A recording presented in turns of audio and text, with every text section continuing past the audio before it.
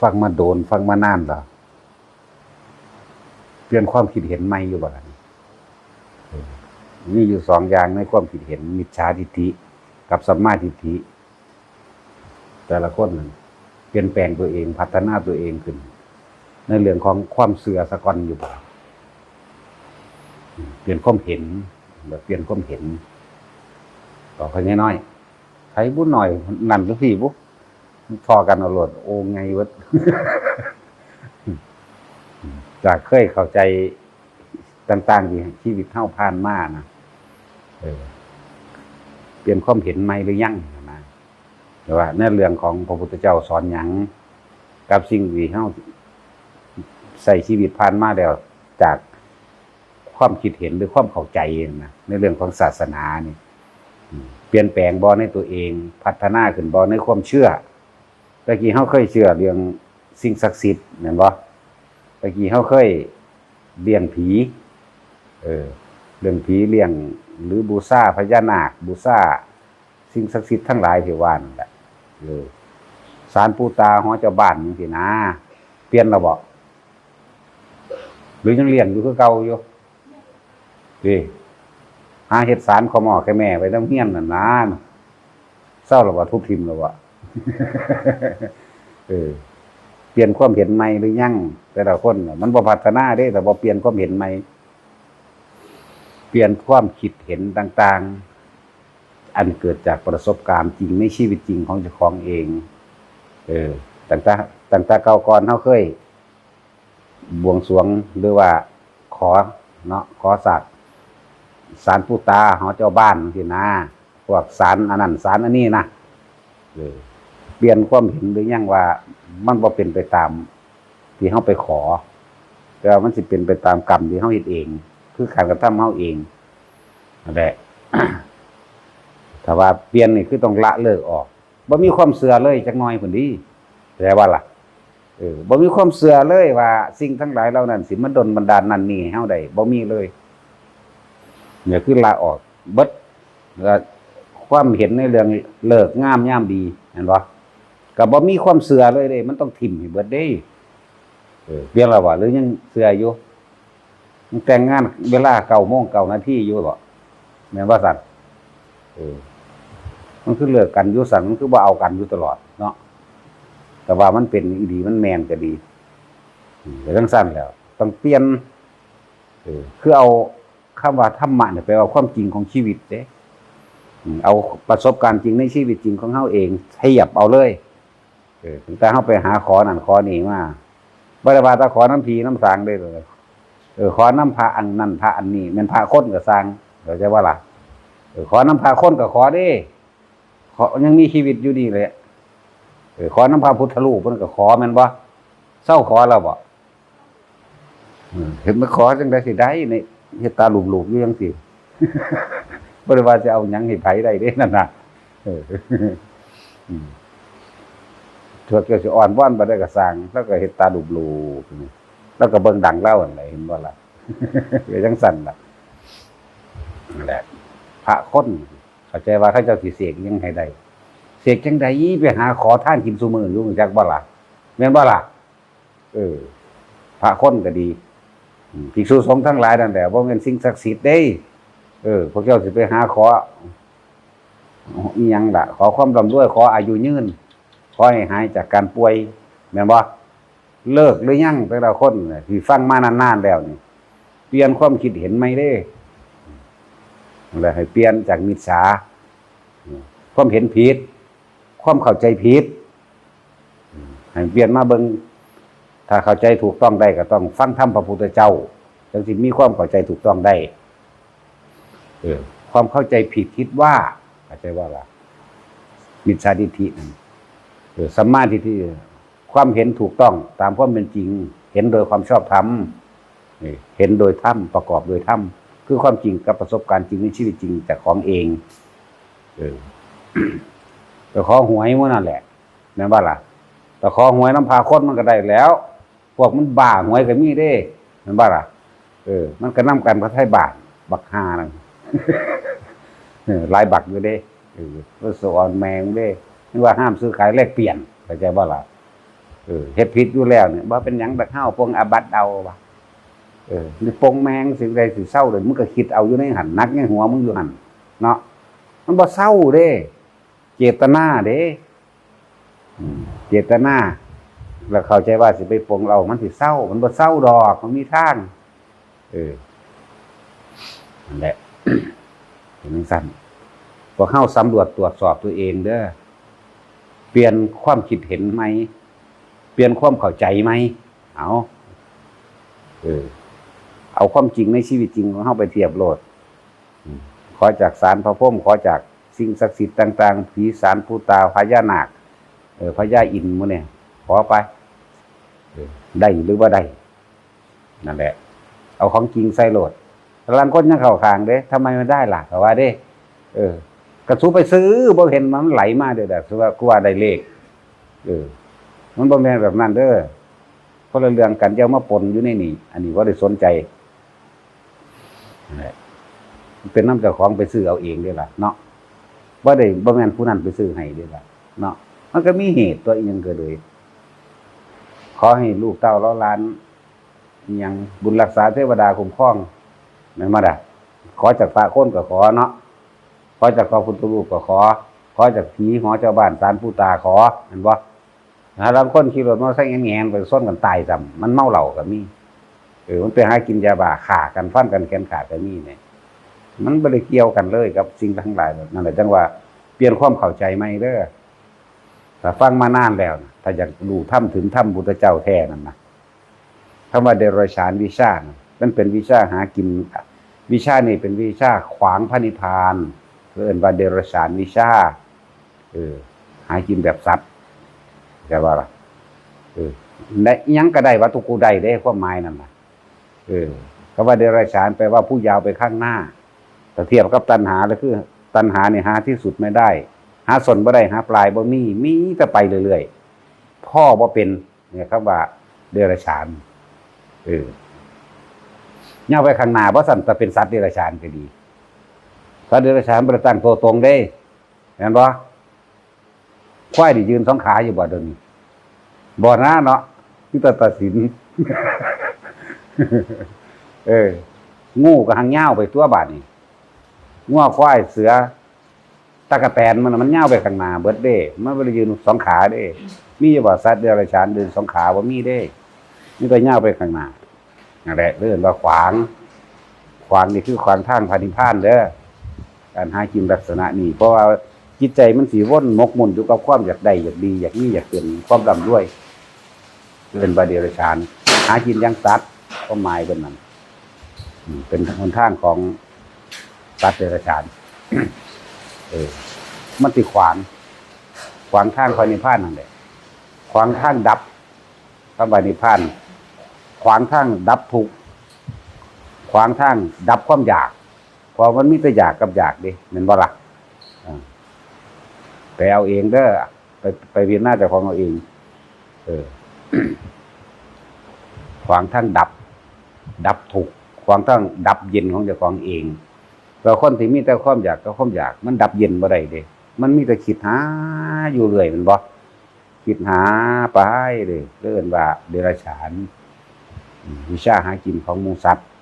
หรือวิชาหากินอันเป็นเครื่องขวางทางแห่งพระนิพพานการดับทุกข์เอื่นวางสั้นเฮาอยู่นี่เฮาบ่ได้พาเฮ็ดเด้เห็นบ่ล่ะบวงสรวงนั่นนี่เฮาก็บ่พาเฮ็ดเด้ผูกแขนเป้าน้ำมูกน้ำมันเฮาก็บ่เฮ็ดเด้บ่มีแนวจังซั่นบอกเลขบอกหวยจังซี่เฮาก็บ่มีแนวจังซี่อยู่แล้วมีแต่เฮ็ดเอายังก็เฮ็ดเอาบุญรักษาเทวดาคุ้มครองก็มีแต่เฮานั่นแหละใส่สติเฮาเองรักษาเฮาเองคุ้มครองเฮาเองเทวดาใส่สิมาคุ้มครองเลยเนาะมาบ่มาก็สร้างแมงเด้ด่าจังซี่ล่ะจังซั่นล่ะแต่เฮาทำความเรียกว่าถ้าว่าความดีก็แม่นภาษาชาวบ้านว่าทำความดีเฮาก็ทำของเฮาเองอยู่แล้วนะก็ดีเลิศนี่คือว่าเฮาก็บ่ไปทำลายเบียดเบียนให้ผู้ใดผู้หนึ่งเสียชีวิตได้ทรัพย์สินนะเฮาทำความบริสุทธิ์ภาษาโลกว่าทำความดีคำว่าดีนี่มันโลกมันมีความเข้าใจผิดหลายอย่างอยู่เด้วิชาของโลกดีนี่ว่าถ้ากูได้ได้เอิ้นว่าดี ผู้ใดไปหาเงินได้หลายเนี่ยดีเห็นบ่ก็จะได้หน้าโดยวิธีใดบ่รู้แต่ว่าดีนี่แหละถ้าว่าดีของโลกเขาบ่อยากบอกปานใดว่าเฮาทำความบริสุทธิ์ภายในใจเฮานี่โดยการไม่ทำร้ายเบียดเบียนผู้ใดผู้หนึ่งสิคือทรัพย์สินตลอดทั้งคนและสัตว์นะมีแต่ให้ก็บ่ได้หวังหยังอีกต่างหากนะบ่ได้หวังว่าสิได้หยังคืนอีกนะมันไปหั่นเด้เลยว่าเฮาทำความบริสุทธิ์ของเฮาเองจังซั่นแหละแต่ละคนเปลี่ยนความเข้าใจในชีวิตได้มากน้อยหรือยังนี่แหละคำว่าทิฏฐิแปลว่าความเห็นหรือความเข้าใจนะความเข้าใจสัมมาทิฏฐิมีความเข้าใจถูกต้องโดยทำตามความเป็นจริงในชีวิตจริงหรือยังเรียกว่าสัมมาทิฏฐิมิจฉาทิฏฐิมีความเห็นผิดจากความเป็นจริงจึงเรียกว่ามิจฉาทิฏฐิเด้อนั่นแหละตอนนี้มาพิจารณาเจ้าของเองเฮามีความพัฒนาขึ้นจากสิ่งทั้งหลายเหล่านี้หรือยังเฮายังย่านผีสางนางไม้เทวดาเวลาไปเฮ็ดนั่นเฮ็ดนี่ย่านเขาเสกให้ทุกข์ให้ยากย่านเขาขัดขวางบ่ให้ร่ำรวยหรือว่าไปบ่ถูกเลิกถูกงามถูกย่ามถูกดีจังซี่เพราะว่าเป็นเพราะว่าผิดเลิกบ่จังซี่นะเขามีความเข้าใจดีหรือยังว่ามันบ่เกี่ยวเสือดวงดาวบ่ทั้งสร้างเผือกบ่จังซี่นะเขาบ่ได้เสือจักเม็ดเลยบ่เสือหยังจักอย่างเลยที่ว่ามาทั้งหลายเหล่านั้นน่ะเลิกงามยามดีบ่มีดอกตอนเฮ็ดเลวมันคือบ่หาเลิกกันเนาะแม่นบ่ตอนเฮ็ดเลวๆนี่แหมมันบ่ได้หาเลิกเด้มันก็เฮ็ดได้อยู่มันก็เกิดขึ้นได้ตลอดเวลาโลดคือโค้งกาบก่อนยังเขานั่นแหละที่เขาเขียนพวกข้ามไปเลิกขึ้นบ้านไม่สิแหมมันมีเด้อคำหนึ่งสร้างแก้วขึ้นสู่ปราสาทค่ำนึงสินะสร้างแก้วแมงขึ้นไปปราสาทค่ำเนาะ 2 คำฟังค่ำปราสาท 3 คำใบหน้าค่อยส้น 4 คำความพ้นบ่ท่านเมียนเนาะ5 คำต้องเสียนทันล่ามแล้ว6 คำทรงสำเภาไปค่ะเอานี่ล่ะก็ว่าเด้ถึงแล้วเอานี่ได้บัดออกเวลาเท่าไหร่วะไปแล้วพุ่นรถชนกันตายซ้ำ มันบ่ได้เกี่ยวกันเด้อแรงสั่น นั่นล่ะมันมีหลายกว่านี้อยู่จิ้วบ่ได้คักล่างฟ้าตีสองแดดผีแวดล้อมวงเอาว่ะมีเบิดนั่นแหละผีแวดล้อมวงเอาสั่นเมากูในหน้า มันเป็นจังได๋แต่ตอนนี้จังซั่นล่ะนี่คือพวกเขาเสือแต่ว่าเฮาบ่เสือคือเฮาเฮ็ดศาลาหลังนี้น่ะไม่พร้อมบ่คนมาหลายบ่เป็นยกขึ้นได้บ่พร้อมแล้วยกขึ้นเลยบ่ได้เกี่ยวกันอยากว่าล่ะ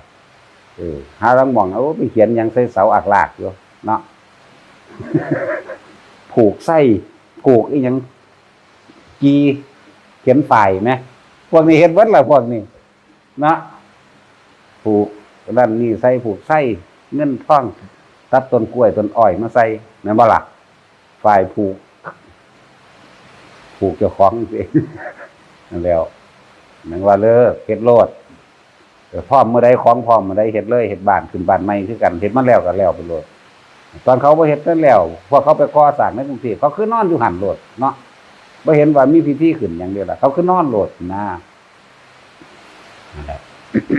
เดี๋ยวจังว่าทุกคนเปลี่ยนความเข้าใจในชีวิตเจ้าของให้มันถูกต้องตามธรรมคำสอนพุทธเจ้าเด้อเฮาสิได้พัฒนาขึ้นไปในทางที่ให้มันพ้นทุกข์เฮ็ดหยังก็ย่านผิดเลิกผิดย่านผิดผีย่านผิดวันเวลาแม่นบ่เลยเฮ็ดหยังก็บ่ได้นะบ่ได้ย่านแมงจักอย่างเลยว่าตี 1 ตี 2ครับมีคนเอาไม้มาเฮ็ดเฮือนได้ก็เฮ็ดแมงโลดเด้เข้าใจว่าล่ะบ่ได้เกี่ยวกันเด้มันแต่มันค่านอนที่มันก็เฮ็ดบ่ได้ตัวแต่แบบนั้นเนาะซั่นแหละบ่ได้เกี่ยวกันเด้กับแนวนั้นบ่ได้สนใจนี่บ่เคยเชื่อมันจังซี่เลิกงามยามดีบ่มีตั้งแต่คิดเร็วก็ยังคิดได้ปั๊บทันทีโลดคิดดีก็ต้องคิดได้ปั๊บคือกันตัวเฮ็ดได้ปั๊บคือกันตัวแต่จังว่าทุกคนให้มาพัฒนาตัวเองเด้อพัฒนาเจ้าของขึ้นจากความเข้าใจในชีวิตเข้าใจถูกหรือเข้าใจผิดหรือเข้าใจเป็นไปตามคำสอนพระเจ้าว่า สิ่งที่เอามาเทียบอะไรคือคำสอนพระพุทธเจ้านะเอามาเทียบคำสอนคนเทียบอะไรเพราะคนมันแปลว่าบุญไหวอยู่แล้วจะเอายังกันแน่นั่นแหละคนเป็นสั้นเขาไม่ได้รู้แจ้งเขาไม่ได้เป็นผู้รู้แจ้งโลกเขาไม่ได้รู้ความจริงไหมเฮ็ดยังกับย่านแต่ว่าได้ขนาดดำหน้าก็มีเด็กดำหน้าก็มีคาถาปักแหกเลยพวกเกี่ยวมีอยู่อ่ะปักตนนี้ได้ขมือนมาเยียปักตนนี้ท่านสิเสียขาได้ปั้นตนนี้ท่านให้ขามีตัดตนนี้ให้ทายิ่งมาส่วงใส่ปักตนนี้ให้ขาใส่ยังละลืมอีกแล้วแล้วนั้นบัดสิลงอมพุทธะใช่มั่งคละพะนะก็ยังเอาพระพุทธเจ้ากูไปดำหน้าอยู่เพิ่นเลิกดำหน้าแล้วอมพุทธะใช่มั่งคละพุทธะพุทธังก็ว่าไปได้วันนี้โอ้ยจังซั่นแล้วเขาคือดำไปโหลดกลางคืนเขาก็ดำเด้เนาะก็ได้เกี่ยวดีก็มูอยู่นะมันเย็นดำแล้วเร็วพร้อมจังว่าล่ะมันเย็นบ่ร้อนเสียงสั่น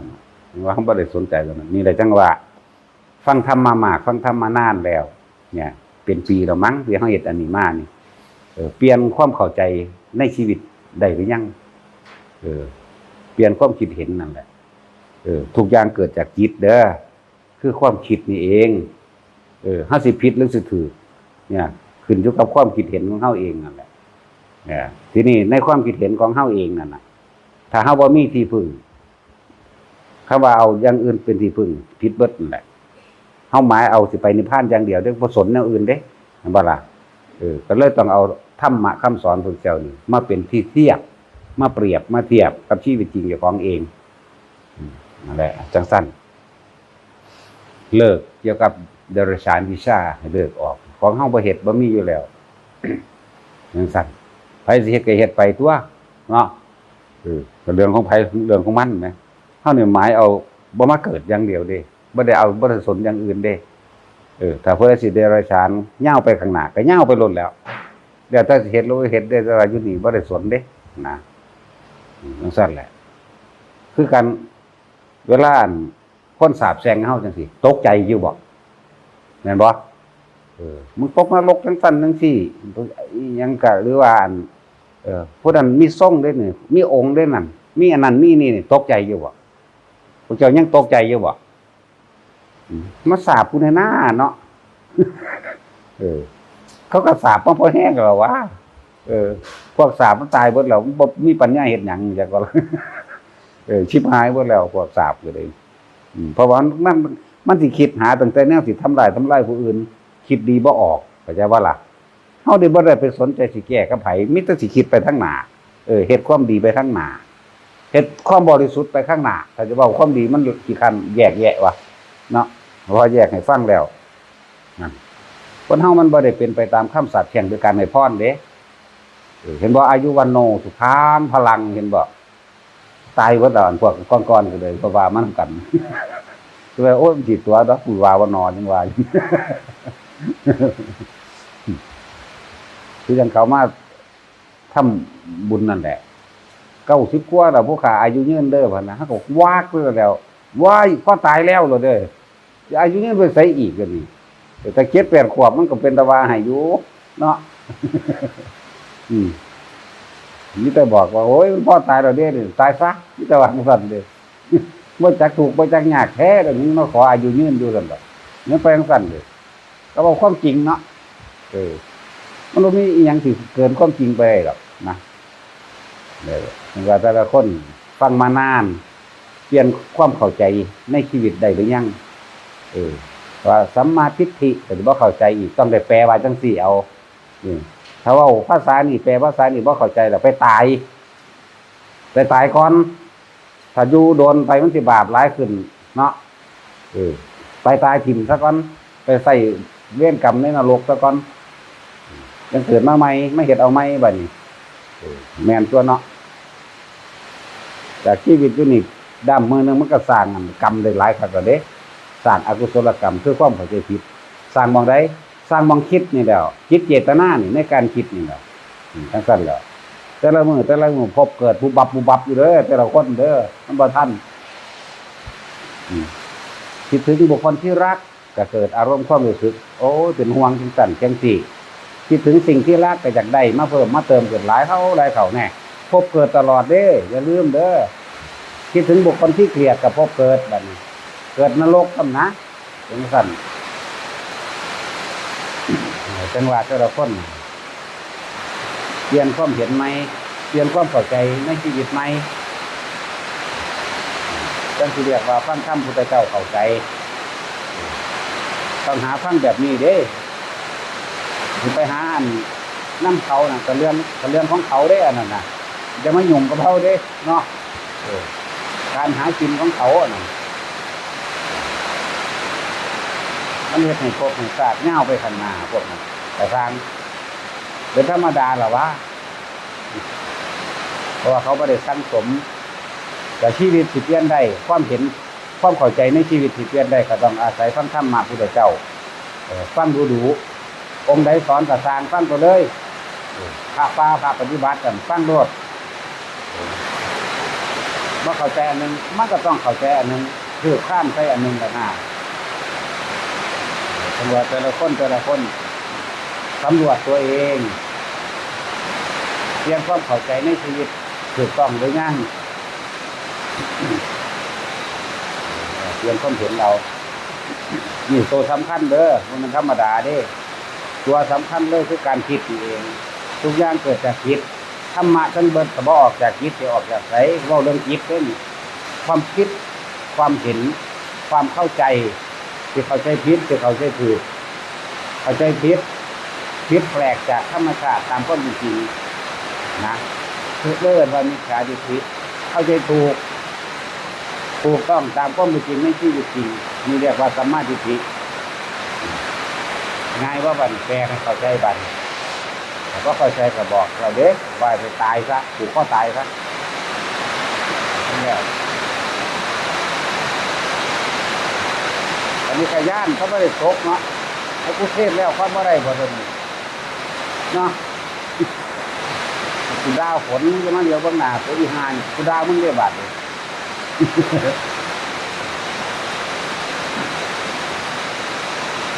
ว่าแต่ละคนน้อมเข้ามาหาเจ้าของเอาใจคิดหรือเขาใจถูกกันมันผิดแสดงต่อไปเขาคงยิ่งจะบอกพวกข้างบ้านเขาว่าจังไหนอีหานไปเลยเขาตอบว่าเขาคงยิ่งจะบอกเขาบอกได้ยินนั่นบอกว่ายิ่งกับเลิกนะประเทศเอาสมาทานเลยเดี๋ยวพวกเข้าขานหนักได้แล้วกะไปหาอุปชาให้เพิ่นนัดมือให้มีหกโตหนักขาวกับหนักเหลืองแต่ว่าบ่ทันใดมือเด้อประกาศบอกไว้ก่อนว่าสิมีผู้เขามาบวชก่อนเขาพรรษานี่อยู่6ผู้ใดอยากร่วมก็ร่วมมาผู้ใดอยากร่วมเป็นเจ้าภาพก็ดีจังว่าบอกประกาศไว้ทางบ่ทันใดมือเด้อบ่ทันได้มีวันที่เดี๋ยวมีวันที่จังสิบอกอีกทีนึง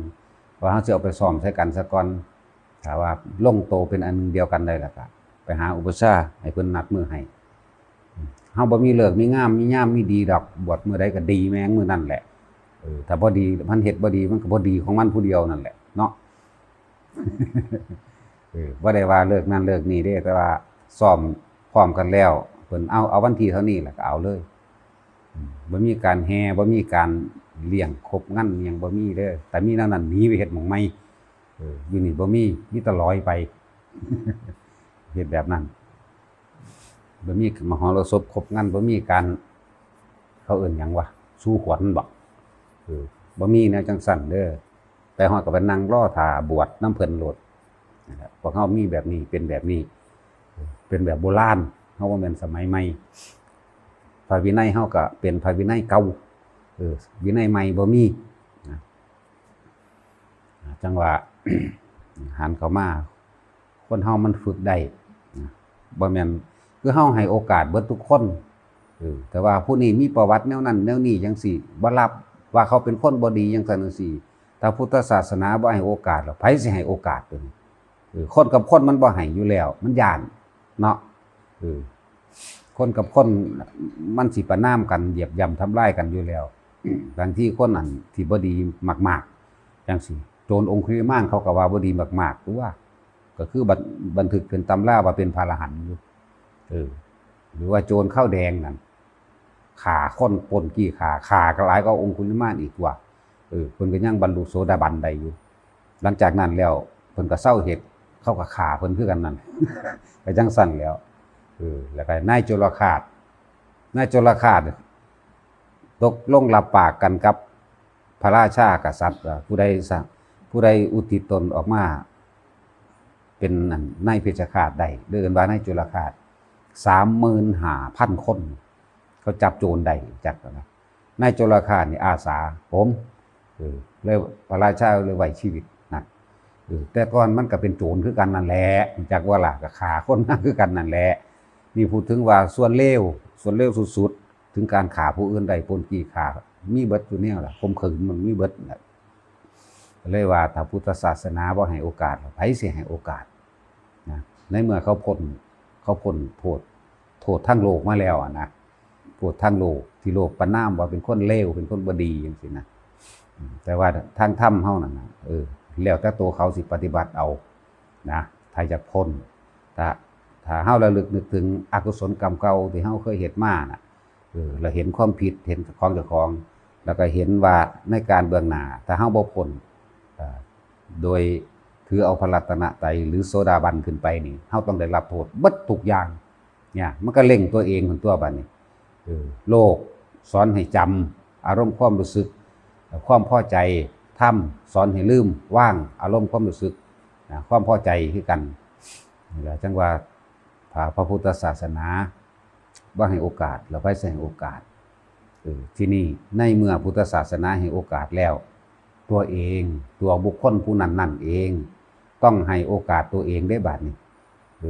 เฮาเป็นส่วนหนึ่งของพุทธศาสนาเป็นตัวแทนในการให้โอกาสแต่ว่าโอกาสที่ดีที่สุดนั่นคือบุคคลผู้นั้น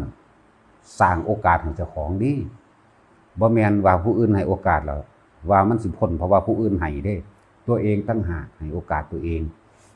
คือความอภัยคือกันนั่นแหละแม้นสังคมโลกสังคมคนสิบ่ให้อภัยก็สร้างอย่านำเข้ามาสู่อารมณ์ในความพอใจและบ่พอใจตัวเองให้อภัยตัวเองนั้นไผสิบ่ให้อภัยก็สร้างให้มันสาบยุ่งสั้นแหละให้มันสาบจนเลือดหัวออกแต่ว่าเฮาเองน่ะทำดีนะคิดดีพูดดีกระทำดีพร้อมนั่นคำสาปนั้นมันสิเป็นไปได้บ่แม่นเฮาไปเอาคำสาปของเขามาคิดโอ้ยมึงบ่ให้โอกาสกูแบบนั้นเลยไปลำลีลำไรอะไรอาวรณ์นั่นแหละตัดออกอารมณ์โลภทุกคนฝึกหัดได้ บ่แม่นว่าฝึกหัดบ่ได้บัดนี้จะพูดถึงนายโจรฆาตบัดสุดท้ายเราเป็นพระอนาคามีเด้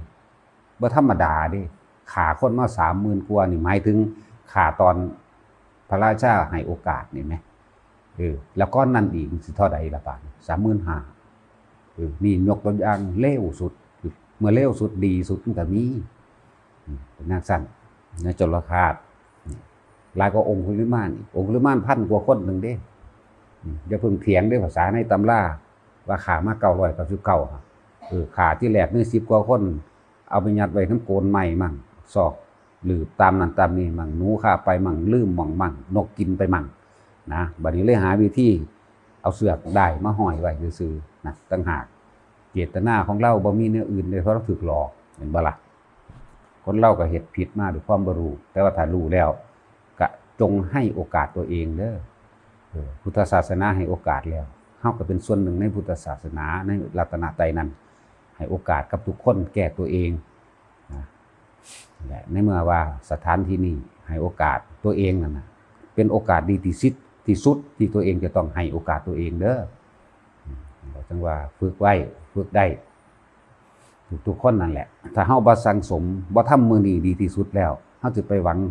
เอามื้ออื่นฉะนั้นจึงบอกว่าแต่ละคนที่เขามาฝึกหัดปฏิบัติธรรมะนี่ให้มันเห็นทุกข์เจ้าของให้มันเห็นสาเหตุที่เฮ็ดให้เจ้าของทุกข์บ่มีผู้อื่นเฮ็ดให้เจ้าของทุกข์เด้เจ้าของเองได้เฮ็ดให้เจ้าของทุกข์นั่นแหละ คือว่าทุกข์สมุทัยคือไผคือเจ้าของนั่นแหละอารมณ์ความรู้สึกนี่ความพอใจตัวเดียวนั่นแหละที่เฮาปล่อยวางบ่ได้ความรักความอาลัยความอยากคือหลายๆคนที่ว่าอ่านหนังสือธรรมะฟังธรรมะแล้วคิดว่าตัวเองทำได้นะคิดว่าตัวเองทำได้นั่นแหละคือความเข้าใจผิดฉะนั้นในการฝึกหัดนี่เพิ่นเป็นอย่างจังว่า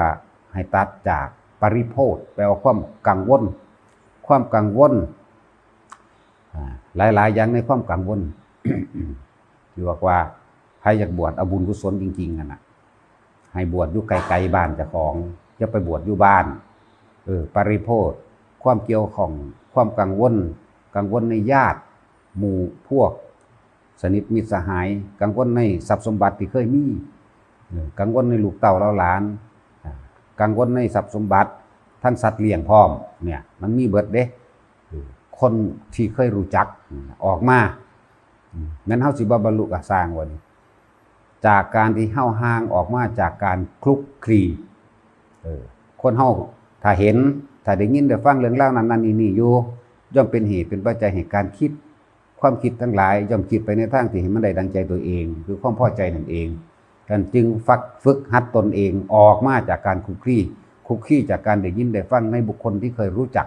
ผูกพันนะบุคคลที่เข้าผูกพันเคยผูกพันกันทั้งสันสีมันบ่ผูกพันธรรมดานี่มันต้องไหลเข้าสู่ความอาลัยความอาลัยผูกพันและอาลัยคิดไปต่างๆนานาถ้าสิออกมาฝึกหัดปฏิบัติธรรมออกมาบวชจังซี่ก็ย่านเขาซอยเหลือตัวเองบ่ได้ย่านเขาเฮ็ดจังสั่นจังซี่บ่เป็นเนี่ยมันสิไปจังซี่เด้ย่านเขาซอยเหลือตัวเองบ่ได้ย่านเขาอยู่ผู้เดียวบ่ได้หูจักไว้เลยว่าเจ้าของนั่นอ่อนแอไม่เข้มแข็งพอที่จะตัดเข้าใจบ่ล่ะและจึงบอกว่าให้ค่อยๆฝึกออกมาเพราะว่าเจ้าของบ่เด็ดเดียวเด็ดขาดพ่อสิถิ่มมาเลยจักล่ะคนเด็ดเดียวเด็ดขาดคนอาจหารเท่านั้นเด้มันขาดปุดออกมาทีเดียวได้โลดศึกษารู้เข้ามาลึกเข้ามาในความรู้สึกนึกคิดของเจ้าของเขาถึงใจของเจ้าของเองแล้วมันพวกออกมาโลดเด้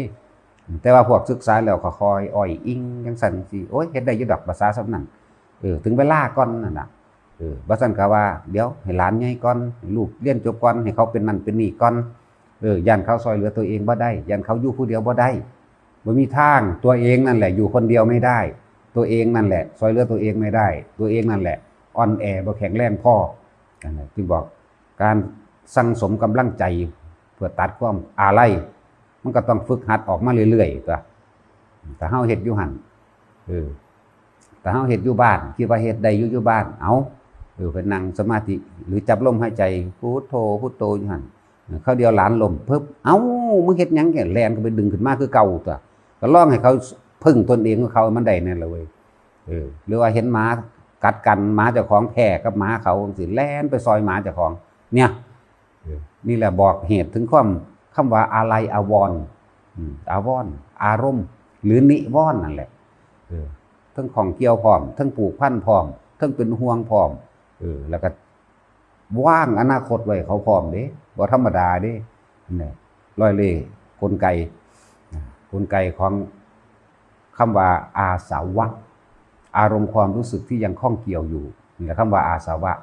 ร่วมยอดมาเลยกิเลสมีเท่าใดพันล้านก็สร้างอาสวะตัวเดียวอาสวะขยะอารมณ์ความรู้สึกที่ยังคล้องเกี่ยวอยู่ในความพอใจและไม่พอใจนี่เฮาสิพยายามมาเพื่อสิละตัวนี้โดยในการละนี่บ่แม่นคิดเอาเด้อต้องค่อยๆฝึกหัดห่างออกจากการเห็นห่างออกจากการได้ยินได้คลุกคลีนั่นแหละห่างออกจากการได้ใส่ความคิดหรือสมรู้ร่วมคิดห่างออกมาคิดว่าสิปุดออกมาโลดฮอดน้ำใดน้ำไปกูไปดอกมันมีทางนะมันมีทางเลยจังซั่นห่วงหาอาลัยอาวรณ์วางแผนวางอนาคตให้ลูกเต้าเล่าหลานให้ผัวให้เมียอยู่หั่นแหละมันเป็นจังซั่นโดยเฉพาะเรื่องผัวเรื่องเมียเด้อนี่ละม่านแท้ๆผัวกับเมียนั่นแหละสิมีอีหยังถ้ามานำกันก็อีกอย่างนึงมานำกันก็คือกันแต่ว่าตัวอย่างที่ว่ามานำกันก็มีอยู่ดอกคือพระมหากัสสปะกับนางภัตตกาภิราณีเพิ่นเขาเจ้าก็สร้างมานำกันเรื่อยๆอยู่ แต่ว่าก็บรรลุไปพร้อมๆกันนั่นแหละในศาสตร์เดียวกันนั่นแหละจังซี่ก็มีพระมหากัปปินะอีกคู่นึงนี่ก็มานำกันบ่เคยขัดแย้งกันอันนี้แต่จังซี่มันได้อยู่แต่ว่าส่วนมากมันบ่ค่อยเป็นบ่ค่อยมีนี่นะบ่ค่อยมีพระสุทินกับเมียก็มานำกันอยู่นี่ก็มีนี่เป็น3คู่แล้วนี่ที่มีมานั่นน่ะที่มีในบันทึกไตรปิฎกนะพระสุทินกับเมียเพิ่นเนี่ยก็ออกบวชนำกันด้วยศรัทธาก็บรรลุไปในศาสตร์เดียวกันนั่นแหละพระมหากัปปินะกับพระนางอนุชานี่ก็2เป็นคู่พระมหากัสสปะกับนางภัตตกาภิราณีนี่ก็3ส่วนพระนางพิมพากับพระพุทธเจ้าเฮาพระพุทธเจ้าก็สากก่อนเด้จิตใจเด็ดขาดกว่าเด้ปึดออกมาเลยทันทีเลยเนี่ยเป็นตัวอย่างที่1อยู่แล้วต้องแลกจักบ่ล่ะแลกด้วยทุกอย่างซะก่อนเพิ่นจังกลับไปสอนเอาที่หลังดอกอันนั้นแต่ว่าสิมาพร้อมเพียงเรียงหน้ากันเลยพระมหากัปปินะนะกับพระนางอนุชาพระกัสสปะกับพระนางภกาภิราณีเนี่ยพระสุทินกับเมียจักสิวางใดดอกออกมาบวชนำกันนี่3คู่เป็นตัวอย่างแต่ว่าถ้ามันมาผู้เดียวบ่ได้เบิ่งโลดเบิ่งความรู้สึกเจ้าของดีๆอันนี้ล่ะพากูทุกข์พากูเกิดพากูตายจักว่าล่ะความรู้สึกความพอใจความอาลัยความของความค่าอยู่นี่เองนั่นแหละถ้าเมียบ่มาผัวมาฟาดมันขาดปุดไปโลดมีผู้ใดเห็นผู้ใดไปนิพพานได้ดอกผัวกับเมียหังหลังคักสิพูดถึงแล้วนั่นน่ะแต่ว่าฮักกันว่าผัวฮักเมียแห้งบัดสิมาวัดมันห้ามว่าเมียฮักผัวแห้งบัดสิมาวัดมันห้ามมันสิฮักแม่มันยังใดจังซั่นจักบ่ล่ะบ่ได้ฮักเลยมันฮักมันเองมันฮักอารมณ์มันเองความรักความอีหยังเนี่ยหวังไว้ครอบครองเพื่อสนองตัณหาเจ้าของเท่านั้นนี่แหละเห็นโทษของมันเห็นโทษของมันแบบนี้แต่ว่ามาวัดต้องถือว่ามักพระแต่ว่าบ่มักก็ว่าอีกแบบนึงหลงมนต์ดำตั้งแต่มันเป็นเหตุผลของมันที่ว่าสิเอาเมียมันไว้ครอบครองสนองตัณหามันแหละผัวกับเมียบ่ได้นอนนำกันบ่อยู่นำกันเด้อเนาะมันสิหาเรื่องต่างๆนานาสารพัดเหตุผลกลไกของมันดึงขึ้นมาได้เบิดฆ่าพระก็ได้เด้ว่าธรรมดาเด้อฆ่าพระก็ได้ฆ่าพระพุทธเจ้าก็ได้บ่ว่าแต่สมมุติสงฆ์เหล่านี้นะนั่นแหละจังว่าคิดเบิ่งล้ำลึกเข้าไปโลดมันบ่เอานิพพานให้ดอกผัวก็ดีเมียก็ดีมันบ่เอาให้ได้ดอกนี่แหละจึงบอกว่าพระนิพพานจำต้องแลกทุกอย่างเด้อตัดขาดออกถ้าเฮ็ดบ่ทันได้แต่ว่ามีความหวังอยู่จังซี่ค่อยๆออกมาเอาตัวแต่สิประคองก็ดีค่อยๆออกมาคอยห่างออกจากตาจากการได้ยินจากการคลุกคลีจากเฮือนเจ้าของออกจากเรือนออกมาในครอบครัวในตระกูลค่อยๆเป็นค่อยๆไปก็แต่เสี่ยวจริงว่าเป็นจังซั่น ฝึกหัดดัดตัวของเองบ่มีผู้ใดสิฝึกเจ้าของได้ดีเท่ากับตัวของดอกจงเตือนตนด้วยตนเถิดนั่นแหละอัตโนโจทยัตตารังก็เลยบ่มีเฮาสิเตือนดีปานใดก็สร้างถอดออกในความรู้สึกเห็นแจ้งเห็นจริงบอกจังไดก็สร้างถ้าผู้นั้นบ่เฮ็ดเฮาสิไปเฮ็ดหยังกับเขาได้นี่แหละคำว่าสัตว์โลกเป็นไปตามการกระทำของเจ้าของเองเจ้าของได้เป็นผู้เฮ็ดเอง ฉะนั้นจะโทษไผโอ้ยผัวบ่ให้มาโอ้ยเมียบ่ให้มาจะไปโทษเขานั่นแหละล้วนแล้วแต่ว่าเป็นความอาลัยความอาวรณ์นั่นแหละโศกกับปริเทวทุกข์ถ้าเฮาบ่เข้มแข็งบ่เด็ดเดียวบ่เด็ดขาดพ่อเจ้าก็ต้องทุกข์ต่อไปเวียนว่ายตายเกิดต่อไปถ้าทิ่มบ่ได้ก็ไปเกิดน้ำเขามีเท่านั้นเอาเถอะหน้าเวียนว่ายตายเกิดไปหั่นแหละนั่นแหละฉะนั้นโลกสอนให้จำธรรมสอนให้ลืม ละสัญญาสัญญาอารมณ์ความรู้สึกที่เคยยินดีที่เคยพอใจมาก่อนถือว่าละสัญญาวิธีละสัญญาคือพวกกับเมียเคยอยู่น้ำกันลูกเต่าหลานเคยอยู่น้ำกันค่อยๆละออกจากตาการได้ยินทั้งหูทั้งตาตัวค่อยๆละออกจากการคลุกคลีในขณะที่เฮาออกมาเฮามาเห็นอยู่ในสาธารณะมันลืมแล้วนั่นแหละมันละแบบนั้นบ่แม่นว่ากูเฮ็ดได้ยี่ดอกภาษาซ้ำนี้กูจักเบิดนั่นแหละมันมีทางคิดว่าแต่ของรู้เด้นั่นน่ะนั่นแหละถ้ารู้ว่าเจ้าของคิดเนี่ยมันรู้เท่าทันความคิดมันบ่ปรุงแต่งไปได้มันก็จบบ่ได้ยากเลยคำว่าสันสิเอิ้นว่าละสัญญาดับสัญญาบ่ถ้าดับสัญญาแล้วเวทนาก็เกิดบ่ได้เมื่อเวทนาก็เกิดบ่ได้ก็นิพพานคั่นตัวนิพพานมันแปลว่าดับนี่แหละดับหยังดับความยินดีพอใจตัวเดียวนะอาสวะรวมมาเลย มันสิเว้าเรื่องสัญโยชน์นะเครื่องผูกพันเครื่องร้อยลัดเครื่องเกาะเกี่ยวเด้สัญโยชน์เฮาอาจสิเคยได้ยินแต่ว่าสังโยชน์บ่แม่นสังโยชน์สัญโยชนะงองูวาลีกับอันตัวย่อผู้หญิงของบาลีมันคือกันบ่ได้เพี้ยนซื่อๆดอกนั่นแหละสอนนักบาลีนำเขาก็ฟังนั่นแหละยักเบิ่งใหม่เด้อภาษานั้นนั่นแหละจังว่าหัดฝึกหัดออกมาคนเคยเลี้ยงสัตว์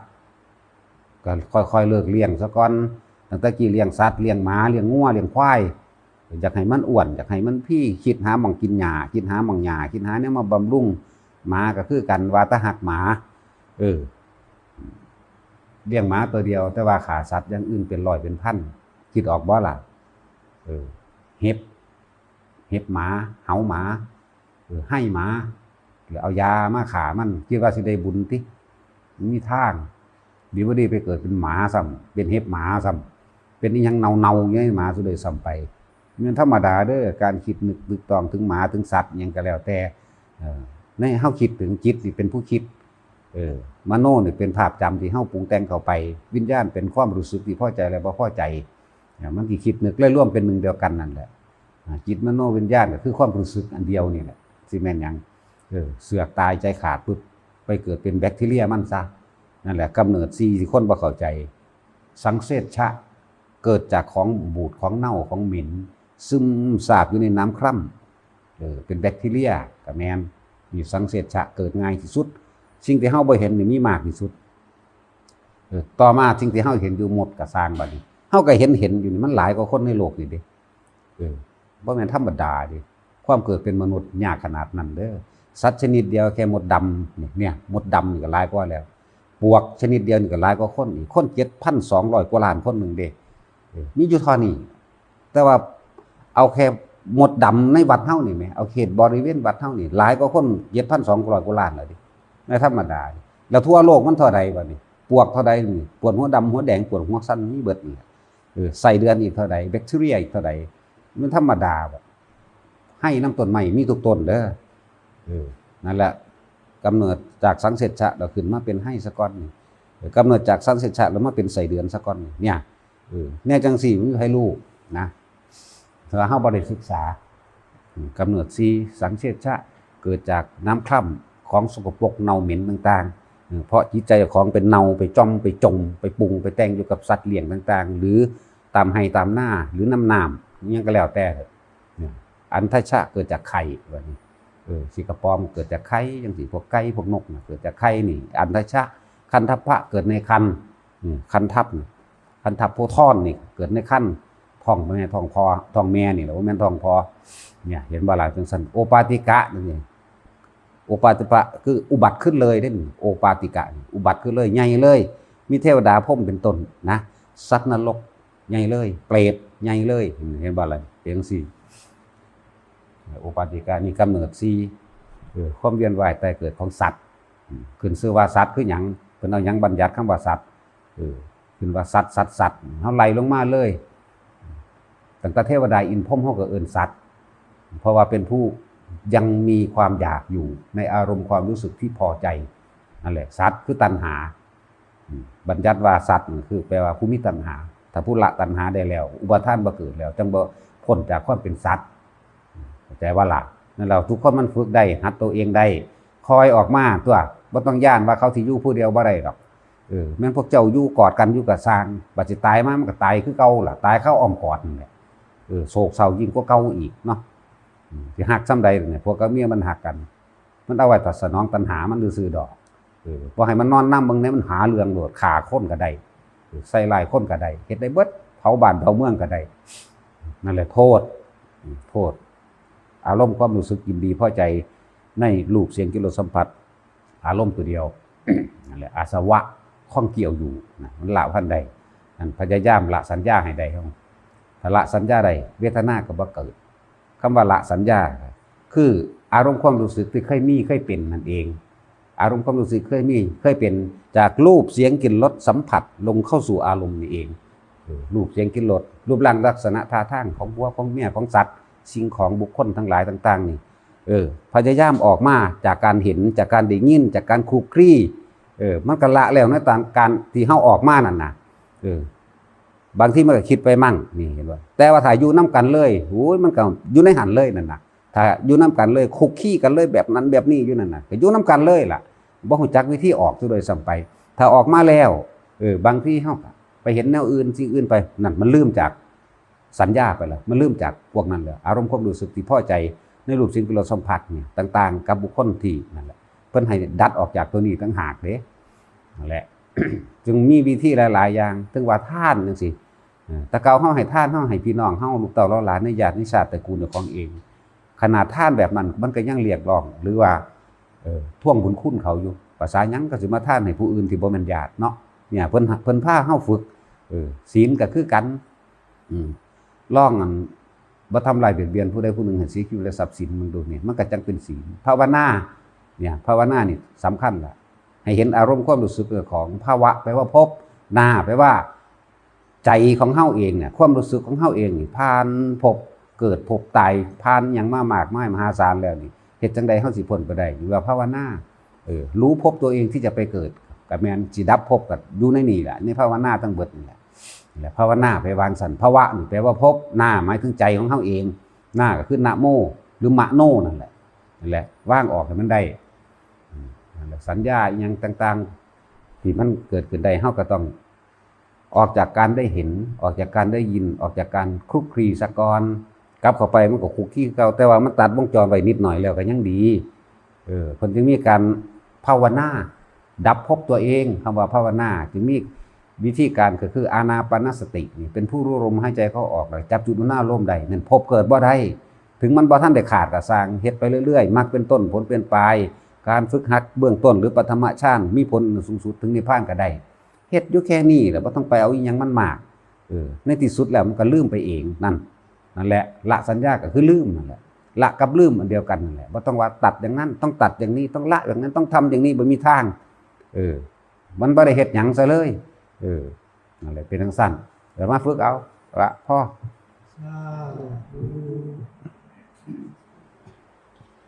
เดี๋ยวก็สิว่าบ่ฮู้ยินเสียงอีกมื้อใดก็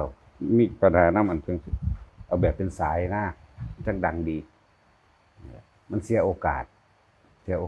ของคนที่ตั้งใจฟังคนที่ตั้งใจปฏิบัติมีอยู่ดีนั่นแหละเฮาสามารถทำความบริสุทธิ์ถึงความบริสุทธิ์ได้ทั้งที่เฮาอยู่ในทำการโค่นตมคือเกลือกลัวอยู่ในการทำมาหากินยังก็แล้วแต่ใส่ชีวิตตามหลายๆคนที่อาจจะเห็นเฮาว่าเป็นคนสกปรกจังซี่ก็แล้วแต่ทุกสิ่งทุกอย่างเฮาสามารถเริ่มขึ้นจากจิตได้คือความคิดตราบใดที่เฮามีตั้งใจตั้งจิตตั้งเจตนาเอาไว้ว่าเฮาสิไม่ทำร้ายเบียดเบียนให้ผู้ใดผู้หนึ่งเสียชีวิตและทรัพย์สินตลอดทั้งคนและสัตว์บ่มีเลยแม้ขณะจิตเดียวจังซี่เลยเรียกว่าเฮาสามารถทำความบริสุทธิ์ได้ทำกลางโคลนตมเฮาสามารถเข้าถึงความสงบได้ทำกลางความวุ่นวายโกลาหลของโลกของคนของสังคมโดยการที่เฮาไม่คิดบ่คิดนำเรื่องราวต่างๆที่ได้ยินได้ฟังที่เห็นที่กระทบสัมผัสรู้สึกต่างๆนานาเข้ามาคิดพิจารณาปรุงแต่งต่อให้เกิดความเป็นไปได้ดังใจเป็นไปตามความอยากให้เป็นที่จริงบ่มีอีหยังสิเป็นไปตามเฮาที่คิดอยากให้เป็นฉะนั้นเรื่องราวต่างๆรูปเสียงกลิ่นรสสัมผัสต่างๆเฮาสามารถสงบได้ถึงความสงบได้ด้วยการไม่นำเข้ามาคิดปรุงแต่งให้เป็นไปตามอารมณ์ความพอใจและบ่พอใจนี่เองความบริสุทธิ์ก็คือพูดถึงเรื่องของศีลไม่คิดทำลายเบียดเบียนผู้ใดผู้หนึ่งเสียชีวิตและทรัพย์สินตลอดทั้งคนและสัตว์ย่อมน้อมนำเข้ามาสู่ความสงบหมายถึงความบ่ฟุ้งซ่านของจิตเป็นเหตุเป็นบ่อเป็นทางแห่งปัญญาคือความสงบนั่นเองสงบปราศจากความคิดปรุงแต่งจากสิ่งที่เห็นที่ได้ยินได้ฟังได้รู้กระทบสัมผัสเรื่องราวต่างๆของทั้งคนและสัตว์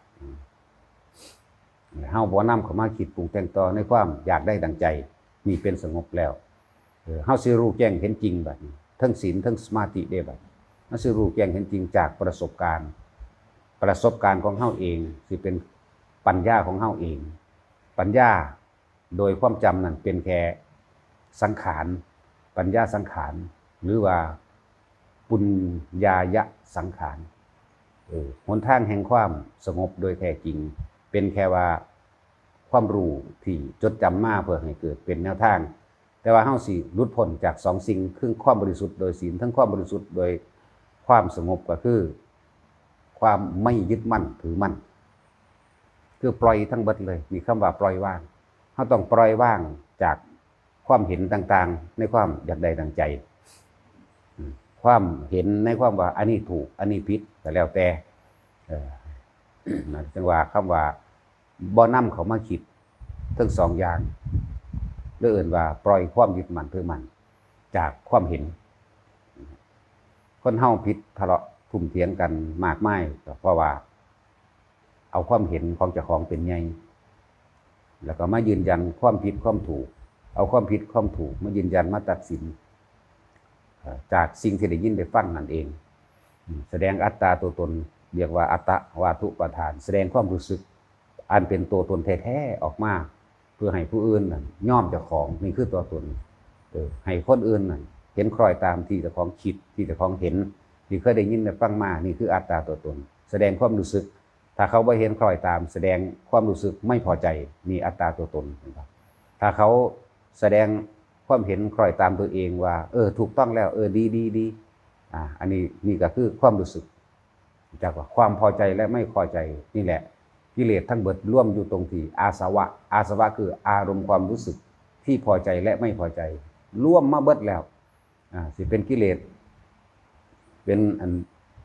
กิเลสพันหาหมายถึงรูปสิ่งของวัตถุที่เฮาอยากได้เบิดทุกอย่างแล้วเอื่นว่าพันหาตัณหา108บ่ว่าสิเป็นอดีตอนาคตหรือในปัจจุบันก็สร้างร่วมลงตรงที่อาสวะคืออารมณ์ความรู้สึกที่มีความยินดีพอใจและไม่พอใจสองอย่างนี้ตัวนั้นเด้ร่วมเบิดเด่นเหตุจังใดเฮาสิละมันใดต่างหากล่ะจังว่าบุคคลที่เข้าถึงธรรมใดแท้จริงบ่สามารถเข้าถึงได้โดยการพูดโดยการเขียนโดยภาษาหรือแม้ว่าผู้ที่ถึงความบริสุทธิ์แล้วหลุดพ้นแล้วปล่อยว่างแล้วสิอธิบายขยายความให้พวกเฮาเข้าใจก็สร้างนั่นเป็นแค่ความเห็นที่ว่าเข้าใจแต่เฮาสิบริสุทธิ์หลุดพ้นได้ด้วยประสบการณ์ของเฮาเองที่เฮาเข้าไปกระทบสัมผัสรู้สึกไม่คิดไม่นึกไม่ปรารถนาบ่มีการปรุงแต่งแสวงหาในกิริยาของจิตบ่มีความคิดนั่นแหละกิริยาของจิตก็เลยคือความคิดบ่มีความคิดในความอยากได้ดังใจบ่มีความคิดในความพอใจและบ่พอใจเลยเฮาสิหลุดพ้นออกจากธรรมทั้งปวงธรรมทั้งปวงคือเบิดทุกสภาวะในความเกิดและในความดับสภาวะทั้งหลายเรียกว่าธรรมทั้งเบิดนั่นแหละถ้าเฮารู้เท่าทันมันถึงมันแล้วหลักธรรมใหญ่คือหลักใจคือหลักจิตคือความคิดนั่นเองถ้าเฮามาจดจ่อเพ่งพินิจพิจารณาอยู่ในเฉพาะความคิดเจ้าของเองมันทั้งสิเห็นในประสบการณ์เจ้าของเป็นทุกข์เพราะความยึดมั่นถือมั่นเป็นทุกข์เพราะความอยากได้ดังใจหรือความพอใจเป็นทุกข์เพราะว่าตัวนี้ถ้าเฮายังมีความยินดีในความพอใจอยากให้เป็นไปดังที่ตัวเองคิดดังที่ตัวเองเห็นความทุกข์แม้นบ่ปรารถนามันก็ได้มาเพราะว่ามันเป็นของติดกันนี่แหละคำว่าอาสาวะขยะเนี่ยเพราะว่าเฮาบ่ทันได้ถึงคำว่าญาณถ้าเฮาถึงขั้นคำว่าอาสาวะขยะญาณต้องอาศัยประสบการณ์จากตัวเองเด้กระทบสัมผัสรู้สึกจริงกระทบจริงถูกด่าจริง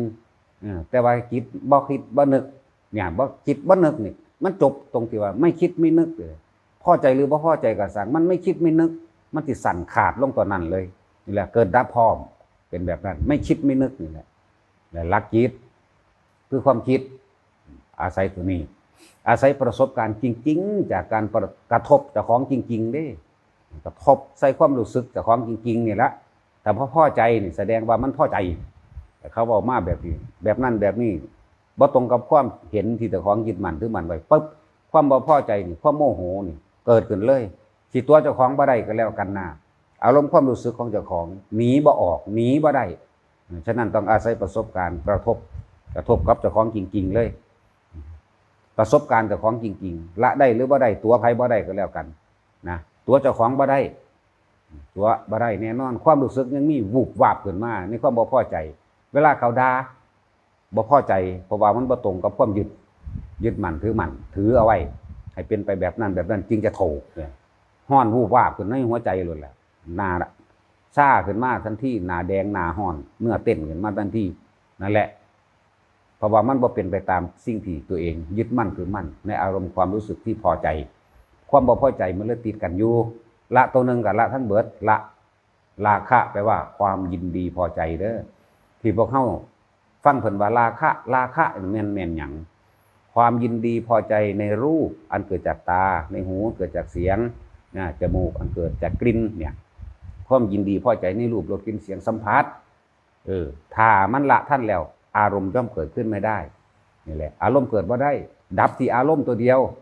อารมณ์ความรู้สึกพอใจและไม่พอใจหยุดคิดปรุงแต่งแสวงหาในความอยากได้อยากเป็นเนี่ยมันจิตจบลงมานี่ดับปุ๊บทันทีเลยแหละเขาสู่ธรรมะตัวแท้จริงคือตัวเองสัมผัสเองกระทบเองรู้สึกเองหรือไม่รู้สึกเองแต่ว่าเฮาต้องพยายามคำธรรมะคำสั่งสอนของพระพุทธเจ้าทั้งเบิดร่วมลงที่พระนิพพานเด้นอกนั้นเป็นการตกข้างที่ว่าเป็นหยังจังไห้มีเกิดการให้ทานรักษาศีลมั่งภาวนานี่หมายที่สุดของพระนิพพานเลยเพราะว่าเฮานั่นการให้ทานแต่เก่าก่อนของเฮามีแต่ความหวังมีแต่ความปรารถนามีแต่ความอยากได้ให้ทานอันใดก็มีแต่เอาไปแลกของเอาของหน่อยๆมาแลกของหลายคิดเบิ่งดีๆเด้อตัณหาอุปทานในเจ้าของเองอยากร่ำรวยอยากสุขสบายอยากมีรถมีบ้านหลังใหญ่มียศถาบรรดาศักดิ์และอำนาจบ่ได้อยากให้เฉพาะเจ้าของผู้เดียววางแผนอนาคตไว้ให้ลูกเต้าเล่าหลานอีกพุ่นน่ะให้ลูกเต้าเล่าหลานได้เป็นเจ้าเป็นนายเป็นเศรษฐีเป็นผู้มีอำนาจบ่มีผู้ใดรังแกได้พุ่นมันเบาไปพุ่นแม้นถึงความตายเป็นความตายแบบมีความหวังว่าต้องไปเกิดเป็นเทวดาอินพรหมผู้มีอำนาจวาสนามีอยู่มีกินเสกยังก็กินได้เบิดเนี่ยเบิ่งดูมันธรรมดาว่าท่านที่เฮาบ่เข้าใจว่าเฮาต้องท่านอันนี้ท่านที่แลกของท่านที่หวังให้ความได้ความมีความเป็นท่านเพิ่มทุกข์เป็นการท่านเพิ่มทุกข์เด้อแต่ละคนเข้าใจดีๆบ่แม่นท่านดับทุกข์ท่านเราปรารถนาอยากได้นั่นอยากได้นี่มันก็ไปกินของเก่าที่เจ้าของท่านไว้คือเก่าแล้วก็เอาแลกของที่มีมากกว่าอีกอยากได้เงินเท่าใดล้าน100นึงหรือใส่ข้าวทอปูมือนี่ก็สร้างอุ้ยขอว่าสั่นแลกว่าสั่นบ่ได้แลกแต่ในปัจจุบันนี่แลกให้ถูกหวยให้ได้บ้านหลังใหญ่ให้ลูกเต้าหลานเป็นเจ้าเป็นนายเป็นนั่นได้นี่เนี่ยแต่ชาตินี้ก็พอแห้งแล้วขอไปอีกชาติหน้าอีกให้เป็นเทวดามียศถาบรรดาศักดิ์และอำนาจแล้วก็เกิดตายจากเทวดามาอีกยังมาจากเป็นเจ้าฟ้ามหากษัตริย์จะเป็นมียศถาบรรดาศักดิ์นั้นธรรมดาบ่นี่คิดถึงความจริงประสบการณ์จริงที่เจ้าของผ่านมาเด้อมันบ่ลืมดอกมันอยู่ในหันแหละมันอยู่ในใจของเจ้าของมันอยู่ในบันทึกของความจำของเจ้าของเองนั่นแหละพุทธเจ้าเพิ่นให้เฮาท่านนั่นดับทุกข์บ่แม่นเพิ่มทุกข์ท่านโดยบ่ต้องปรารถนาอีกเป็นท่านเพื่อพระนิพพานพระนิพพานคือการบ่กลับมาอีกท่านเพิ่นนี่ท่านนี่เป็นการสื่อสารที่สุดของหมู่มนุษย์และสัตว์ทั้งหลายท่านให้คนโดยบ่ต้องหยังกับเขาดอกดีกับผู้อื่นสิดีหวังท่านยากรู้การช่วยเหลือของตัวเองเนี่ยก็ให้ไปแล้วก็แล้วไปอย่าไปหวังว่าเขาสิมาดีนำเขาสิย่องหรือเขาสิด่าก็เป็นเรื่องของเขานี่ดับทุกข์เพราะว่าเฮาบ่หวังเฮาบ่ปรารถนาดับทุกข์ละอันนี้แล้วเพิ่นจึงเอาท่านขึ้นก่อนเพราะว่าคนเฮานั่นน่ะท่านนี่ท่านโดยความเห็นแก่ตัวบ่แม่นท่านการละตัวตนเห็นแก่ตัวบ่ดีเด้อดีทั้งคนบ่ท่านซ้ำไหว้พระซื่อๆนี่ก็ขอเอาสมบัติมหาศาลเนาะจริงหรือว่าจริงพวกกันบ่เคยได้ยินได้ฟังหั่นพวกเฒ่าๆนั่นคักๆเนาะ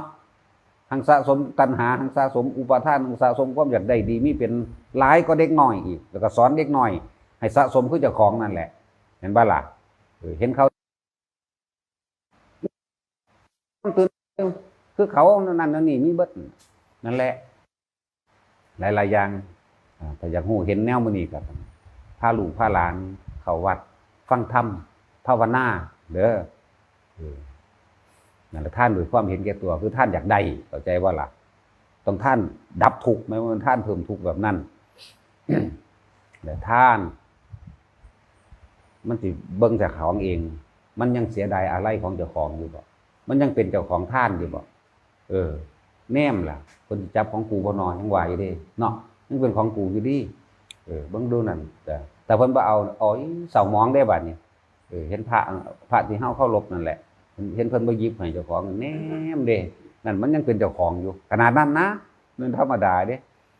บ่แม่นแต่ซ้ำนี่บัดนี้พุ่นมันแลกของก็แลกอีกระดับนึงโอ้ยสารพัดปนเปไปเบิดอรวดบ่จักมุนมั่วไปเบิดเพราะว่าเฮาขาดการได้ยินได้ฟังธรรมะของพระพุทธเจ้าเด้อส่วนมากเฮาฟังแต่ของพวกบ่จักถีบจักแดนพวกเดียรถีพวกหาเงินจักบ่ล่ะอยากได้หยังอธิษฐานเอาเด้อว่าเว้าม่วนๆดอกพวกนั้นแล้วก็ผูกแขนมั่งเป่าน้ำมันม่นมั่งเดี๋ยวก็สะเดาะเคราะห์ให้มั่งเดี๋ยวก็ดูเลิกษ์ดูงามยามดีให้มั่งนั่นแหละเดียรถีนอกศาสนาแต่ว่าอาศัยผ้าเหลืองกับโกนหัวจักว่าล่ะผ้าเหลืองห่มหมาก็บ่อึดเด้สิบอกให้เด้บ่แม่นว่าสิดีประเสริฐไปเบิดเด้เป็นจังซั่นพวกเจ้าต้องมาฟังดูๆเอาเด้อแล้วพวกเจ้าสิแยกแยะพิจารณาในความผิดความถูกในความที่สิเฮ็ดให้เจ้าของพ้นทุกข์ได้นั่นแหละแต่ละคนน่ะให้เลือกเอาเพิ่นให้เลือกอยู่เด้หน้าดีเป็นแบบใดหน้าดอนเป็นแบบใดเพิ่นให้เลือกบ่แม่นว่าเพิ่นบ่ให้เลือกเลือกเอาทุกสิ่งทุกอย่างอยู่ที่เฮากำหนดเองบ่มีสิ่งศักดิ์สิทธิ์ดลบันดาลผู้ใดเป็นแนวใดเจ้าของเป็นเจ้าของชีวิตเจ้าของเองเป็นเจ้าของความเห็นเจ้าของเองนั่นแหละให้ทุกคนเลือกไปหาทำบุญคำว่าบุญนี่แปลว่าหยังบ่ทันหูจักซ้ำเด้บุญแปลว่าความสงบเย็นเด้ไม่กังวลไม่เร่าร้อนที่เฮามาทานทำทานเพิ่มบาปแต่ว่าเข้าใจบอกว่าเจ้าของทำบุญแต่ว่าบ่ลึกลงไปบ่คิดลึกลงไปในความคิดเห็นเจ้าของตอนที่ท่านน่ะจบขันเข่าขึ้นจบเงินขึ้นเนาะขึ้นใส่หัวสารพัดตัดสิแลกนั่นบ่ล่ะแลกหยังแลกเงินแลกรวยแลกสมบัติมหาศาลเต็มมันบ่ได้ดอกถ้ามันได้พวกเจ้าตายเบิดแล้วแต่ละคนขออีหยังแน่บ่ยมันเบิ่นธรรมดาแต่ของคนผู้เดียวก็ล้นโลกแล้วแม่อันนี้มันเท่าใดคนแม่เนาะมันสั่นนี่แหละคือความหลงความไม่รู้อวิชชาเป็นปัจจัยบังเกิดสังขารความบ่รู้ของเฮาเองความโลภความโกรธความหลงของเฮาเองขาดการได้ยินได้ฟังธรรมะของพระพุทธเจ้านะขาดการได้ยินได้ฟังอริยสัจสี่ปฏิจจสมุปบาทขาดการได้ยินได้ฟังอนัตตลักษณะซึ่งทุกสิ่งทุกอย่างล้วนแล้วแต่เป็นของบ่มีตัวตนจังสิขาดการได้ยินได้ฟังของร้อนรูปเสียงกลิ่นรสสัมผัสต่างๆนานาล้วนแล้วเป็นของร้อนเป็นไฟเป็นความใหม่เจ้าของ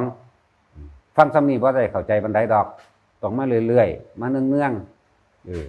ๆและทุกคนแบบนี้ถ้าเฮาตั้งต้นทำความเข้าใจธรรมะคำสอนได้ดีแล้วบ่ต้องไปกังวลเรื่องศีลบ่ต้องไปกังวลเรื่องอดีตที่ผ่านมาในการกระทำผิดย่านเจ้าของบ่หลุดบ่พ้นพวกเจ้าสิหลุดพ้นโดยการไม่คิดปรุงแต่งต่อจากสิ่งที่เคยกันทำผิดมาก่อนคือจะไปนำสัญญาอารมณ์ความรู้สึกที่เคยเหตุผิดมาละเลยเรียกว่าละอกุศลละอกุศลที่เฮาเคยขาหมูขาม้าเคยลักของเขาเคยตีผู้นั้นผู้นี้ยังก็แล้วแต่ละให้เบิดรีบเข้ามาอยู่ในปัจจุบันแค่การรู้อานาปานสติคือลมหายใจเข้าออกพวกเจ้าบ่ได้อยู่ไกลมาฝึกได้เด้อให้อาจารย์เพิ่นพามาก็ได้ตัวมาแล้วก็เมื่อมาแล้วก็เมื่อผู้อื่นๆเขาไกลเขานี่อีกหมู่เขาแย่กองเขาเจ้าอยู่หอดพนาพุ่นเขาเจ้าไปกลับเด้นี่พวกนี้ไปกลับเลย4 ทุ่มกว่าพุ่นจนวันฮอดบ้าน5 ทุ่มอดเอาแน่เห็นบ่น่ะบุคคลย่อมหลุดพ้นด้วยความเพียรเด้อความเพียรประสบการณ์เจ้าของเองนี่แหละมันสิถึงหรือบ่ถึงเพราะว่าความเพียรและประสบการณ์นี่แหละเฮ็ดไปเฮ็ดมาน่ะมันก็นายออกเองดอกมันสิลืมเอาเองดอกลืมจากใดนี่จักก็ล่ะมีแต่อยากพ้นเพียงสั้นมาฟังเอามาปฏิบัติเอาจากส่วนกันมาจะไปเสียดายมันต่อภาษาเงินค่ารถเสียดายศาสตร์ชีวิตเจ้าของที่ได้เกิดมาพบพุทธศาสนาแล้วแต่ว่าบ่ได้พบพุทธศาสนาโตจริงพบตะสะเก็ดมันนะสะเก็ดมันก็ยังว่าบ่ทันได้ เด็ดเศษเสี้ยวอีหยังอยู่ให้เข้าสู่แก่นให้ใส่คู่หัวใจมันโหลดนะได้คิดว่าไกลซ้ำนี่ผู้อื่นมาจากจังหวัดอื่นพุ่นเด้หลายได้จากสกลนครจากอุดรจากหยังเมืองนอกก็มีภาคใต้ก็มีพวกเฮาอยู่ใกล้จะได้โอกาสก่อนสิตายก็มันตายก่อนตายนี่ล่ะเว้ยเนาะเอาพอละฟังนะโมพุทธลิตสิทธิกิจจังสิทธิกัมมังสิทธิการิยะตถาคโตสิทธิเตโชชโยนิจังสิทธิราโภนิรันตรังสัพพะกัมมังภวันตุเตขอผลทานของท่านทั้งหลายเหล่านี้จงเป็นไปด้วยอำนาจแห่งพระพุทธเจ้าพระธรรมพระสงฆ์ท่านทั้งหลายเหล่าใดตั้งจิตเจตนาเอาไว้ที่จะอุทิศให้ถึงแก่ท่านผู้ใดด้วยอำนาจพระรัตนตรัยอันตัวแทนสงฆ์นี้เป็นผู้รับมอบแทนขอผลทานของพวกท่านทั้งหลายเหล่านั้นจงเป็นไปตามเหตุเป็นไปตามใจและถึงแด่ญาติพวกท่านทั้งหลายเหล่านั้นเถิดง่ายๆเด้ออยู่นี่เด้อพวกเจ้าอาจจะบ่เคยเห็นเด้อขอบ่มักพิธีนี่เฮ็ดให้คนกังวลพิธีนี่เฮ็ดให้คนสูญให้กันเด้อใจบ่สงบทำบุญขอให้เป็นบุญง่ายๆบุญจริงๆบุญจริงๆแปลว่าความสงบเย็นและก็ต้องเป็นประโยชน์ต่อผู้อื่นนำแล้วก็บ่ต้องไปอธิษฐานขอนั่นขอนี่ดอกมันพ่อล่ะยังจะไปเกิดเป็นนั่นเป็นนี่หลายเด้อบุญคือความสงบเย็นบุญอันเกิดจากการให้ทานคือพวกเจ้าไม่ให้ทานเอิ้นว่าสังฆทานเด้นี่บ่แม่นเอากระคุมาเด้เพราะหลายคนว่าสังฆทานต้องมีกระคุนั่นอันนี้อยู่ในกระคุนั่นพวกเจ้าซื้อ4-500นั่นน่ะรวมราคาอยู่บาง100นึงนั่นแหละมันเอาขันใส่มันเอากระดาษทิชชู่ใส่แล้วก็เฮ็ดบักใหญ่ๆเนาะแต่บุญอันเกิดจากการให้ทานผู้ใดเต็มใจให้ทานด้วยความบริสุทธิ์คือทานด้วยไม่หวังสิ่งใดตอบแทนจักว่าบ่ได้ขอนั่นบ่ได้ขอนี่แต่เก่าคนมันทานน่ะขอถือลอตเตอรี่รางวัลที่1รางวัลแจ็คพอตขอได้บ้านใหญ่รวยขอได้อำนาจยศถาบรรดาศักดิ์ขอให้ลูกเต้าหลานอายุยืนเจ้าของก็ยืนพร้อมขอให้ได้สวรรค์ขอให้ได้วิมานมันบ่บริสุทธิ์เรียกว่าท่านบ่บริสุทธิ์ท่านแลกของท่านเพิ่มทุกข์บุญเพิ่มบาปธรรมดาแล้วมันต้องทานเพื่อการดับทุกข์ทำบุญก็ต้องละบาปบ่แม่นว่ามาปรารถนาเอาของน้อยมาแลกของหลายแต่เว้าตรงๆนั้นพวกเจ้าให้มา10,000หรือ100,000ก็สร้างคิดดีๆเด้อพวกเจ้าแลกแนวหลายกว่านั้นอีกนะแลกกันลอตเตอรี่แจ็คพอตผู้ดีมันบ่เอาได้รางวัลที่1ธรรมดาก็ดีหลายกว่าบ่ล่ะแต่บ่แม่นแค่นั้นขอให้ลูกเต้าหลานผู้ข้าได้เป็นเจ้าเป็นนายมันเป็นอยู่แล้วพวกเจ้าก็เป็นขี้ข้าอยู่แล้วอย่างหนึ่งนั่นแหละขอให้เขาสอบได้เป็นนั่นเป็นนี่บุญรักษาเทวดาคุ้มครองมันจะแตกเราอยู่ว่าสันไผสิไปรักษามันคอยกับรักษาได้มันก็ถีบเท่านั้นเด้เดี๋ยวมาใกล้กูล้นแล้วนี่ครับจะได้ว่าท่านที่เป็นของบริสุทธิ์เป็นท่านที่หาได้ยากจากจิตใจของแต่ละคนทุกคนท่านบ่บริสุทธิ์เพราะว่าอย่างของพวกเจ้าบริสุทธิ์อยู่แต่ว่าใจบ่บริสุทธิ์ใจนั่นน่ะมันยังอยากได้นั่นอยากได้นี่มันยังคิดอยากแลกเอาสวรรค์วิมานแม้แต่เกิดศาสนาก็อยากไปแลกเอานั่นแหละเอิ้นว่าท่านเพิ่มทุกข์ทำบุญไม่ละบาปเป็นทั้งสั้นเรียกว่าชื่อไว้บาดนี้แต่ละคนนำไปเหตุบ่สั้นมันสิถึงพระนิพพานยามใดพุทธเจ้าเพิ่นจุดหมายอันสูงสุดคือพระนิพพานนอกนั้นก็เป็นการตกข้างหรือซื่อเด้อันที่เฮาท่านไปนั่นน่ะที่เพิ่นเว้าเรื่องอานิสงส์แบบนั้นแบบนี้นั่นน่ะเป็นของตกข้างแต่จุดหมายที่สุดเลยคือบ่กลับมาเกิดสิได้สวรรค์สิได้วิมานสิเกิดมาร่ำรวยมียศถาบรรดาศักดิ์มีอำนาจมันเป็นของตกข้างเด้อหมายถึงว่าเฮาบ่ถึงพระนิพพานแล้วมันก็สิได้กลับมาฉะนั้นทานก็ให้มีสวดมนต์ก็ให้มีศีลก็ให้มีภาวนาก็ให้มีนั่นแหละจึงบอกว่าท่านก็ให้ท่านโดยใจบริสุทธิ์บ่ได้ปรารถนาหวังสิ่งใดอีกนอกจากพระนิพพานศีลก็รักษาเพื่อความบริสุทธิ์คือการไม่ทำร้ายเบียดเบียนผู้ใดผู้หนึ่งสิ่งที่ทรัพย์สินนี่เรียกว่าศีลภาวนาก็คือกันแปลว่าให้มันรู้สภาวะความรู้สึกนึกคิดของเจ้าของคำว่าภาวนามันหูความรู้สึกของแต่ละคนนั่นแหละเป็นเหตุเป็นปัจจัยให้บังเกิดภพถ้าเว้าภาษาง่ายๆเด้อแต่เว้าบาลีบ่รู้เรื่องดอก ความรู้สึกอันใดที่พอใจก็เป็นภพบ่พอใจก็เป็นภพศูนย์ก็ลงนรกโลดแต่มันตายใจขาดตอนนั้นดีใจแบบถือหวยถือเบอร์ดีใจแบบซื้อของได้แบบนั้นแบบนี้ก็ไปอบายภูมิคือเก่าเปรตสุรกายสัตว์เดรัจฉานคือเก่าแหละให้เข้าใจคำว่าภาวนาภาวะแปลว่าภพนาแปลว่าใจของเฮาที่ผ่านความรู้สึกในความพอใจมั่งไม่พอใจมั่งเสียใจมั่งดีใจมั่งนี่เรียกว่าภพความรู้สึกนึกคิดของแต่ละคนนั่นแหละเป็นเหตุเป็นปัจจัยบังเกิดภพถ้าผู้ใดอยากรู้จักก็หัดภาวนาลองเบิ่งเฮ็ดให้จิตใจมันสงบเพ่งอยู่ในฌานนี่แปลว่าเพ่งอยู่กับลมหายใจบ่แม่นไปกึ่งอยู่มันไปเพ่งแบบลับตาขมิวขมวดจังซั่นเด้อแค่เป็นผู้มีสติกลับมาอยู่แค่ลมหายใจแล้วเฮาสิเห็นดอกความคิดของเฮามันสิไหลไปคิดหาผู้นั้นคิดหาผู้นี้คิดหาลูกหาเต้าหาหลานหาสัตว์เลี้ยงงัวควายหมูหมากาไก่แล้วก็เกิดความรู้สึกเป็นห่วงนั่นเป็นห่วงนี่อยากได้นั่นอยากได้นี่นั่นแหละพบเป็นแบบนั้นความรู้สึกนั่นแหละอยากได้นั่นอยากได้นี่ว่าคิดถึงบุคคลที่เกลียดคนเคยทะเลาะเบาะแวงกันเคยบ่พอใจกันผิดกันเถียงกัน10 ปีก็สร้างพอถ้าคิดไปนี่ปรุงแต่งต่อเลยศูนย์ขึ้นโลดใครกูเฮ็ดจังสั่นตะกี้กูขามึงได้ยังมึงขี้ชิบหายได้เลยนั่นแหละภพนั่นแหละนิรยคติภพแปลว่านรกนี่มีทางไปคือนรกเท่านั้นเรียกว่าภาวนาเป็นบุญใหญ่เรียกว่าบุญใหญ่บุญแปลว่าความสงบเย็นแปลว่าความดับว่าความดับความกังวลดับความเร่าร้อนเป็นเลยว่าภาวนาเป็นบุญใหญ่อันสูงสุด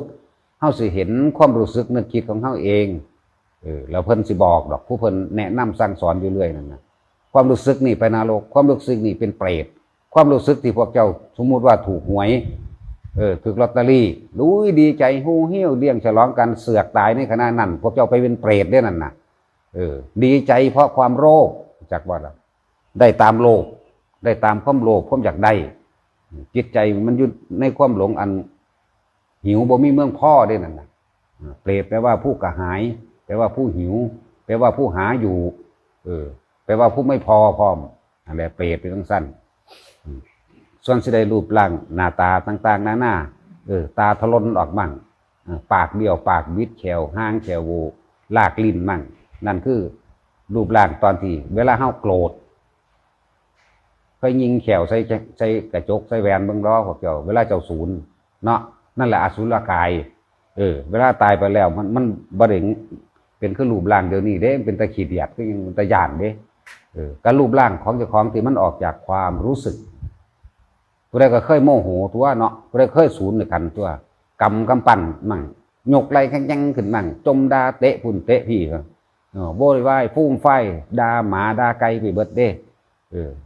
เตะนั่นเตะนี่แต่ว่าบ่เคยเตะต่อเตะเสาเฮือนหรือก็บ่เฮ็ดยันเจ็บนั่นบ่ล่ะด่าให้ลูกเต่าเล่าล้านไปด่าหมูด่าหมาไปนั่นแหละอสุรกายเปรตอสุรกายเลยเป็นศัพท์ที่ต่อกันที่กินกันเดียวนั่นแหละ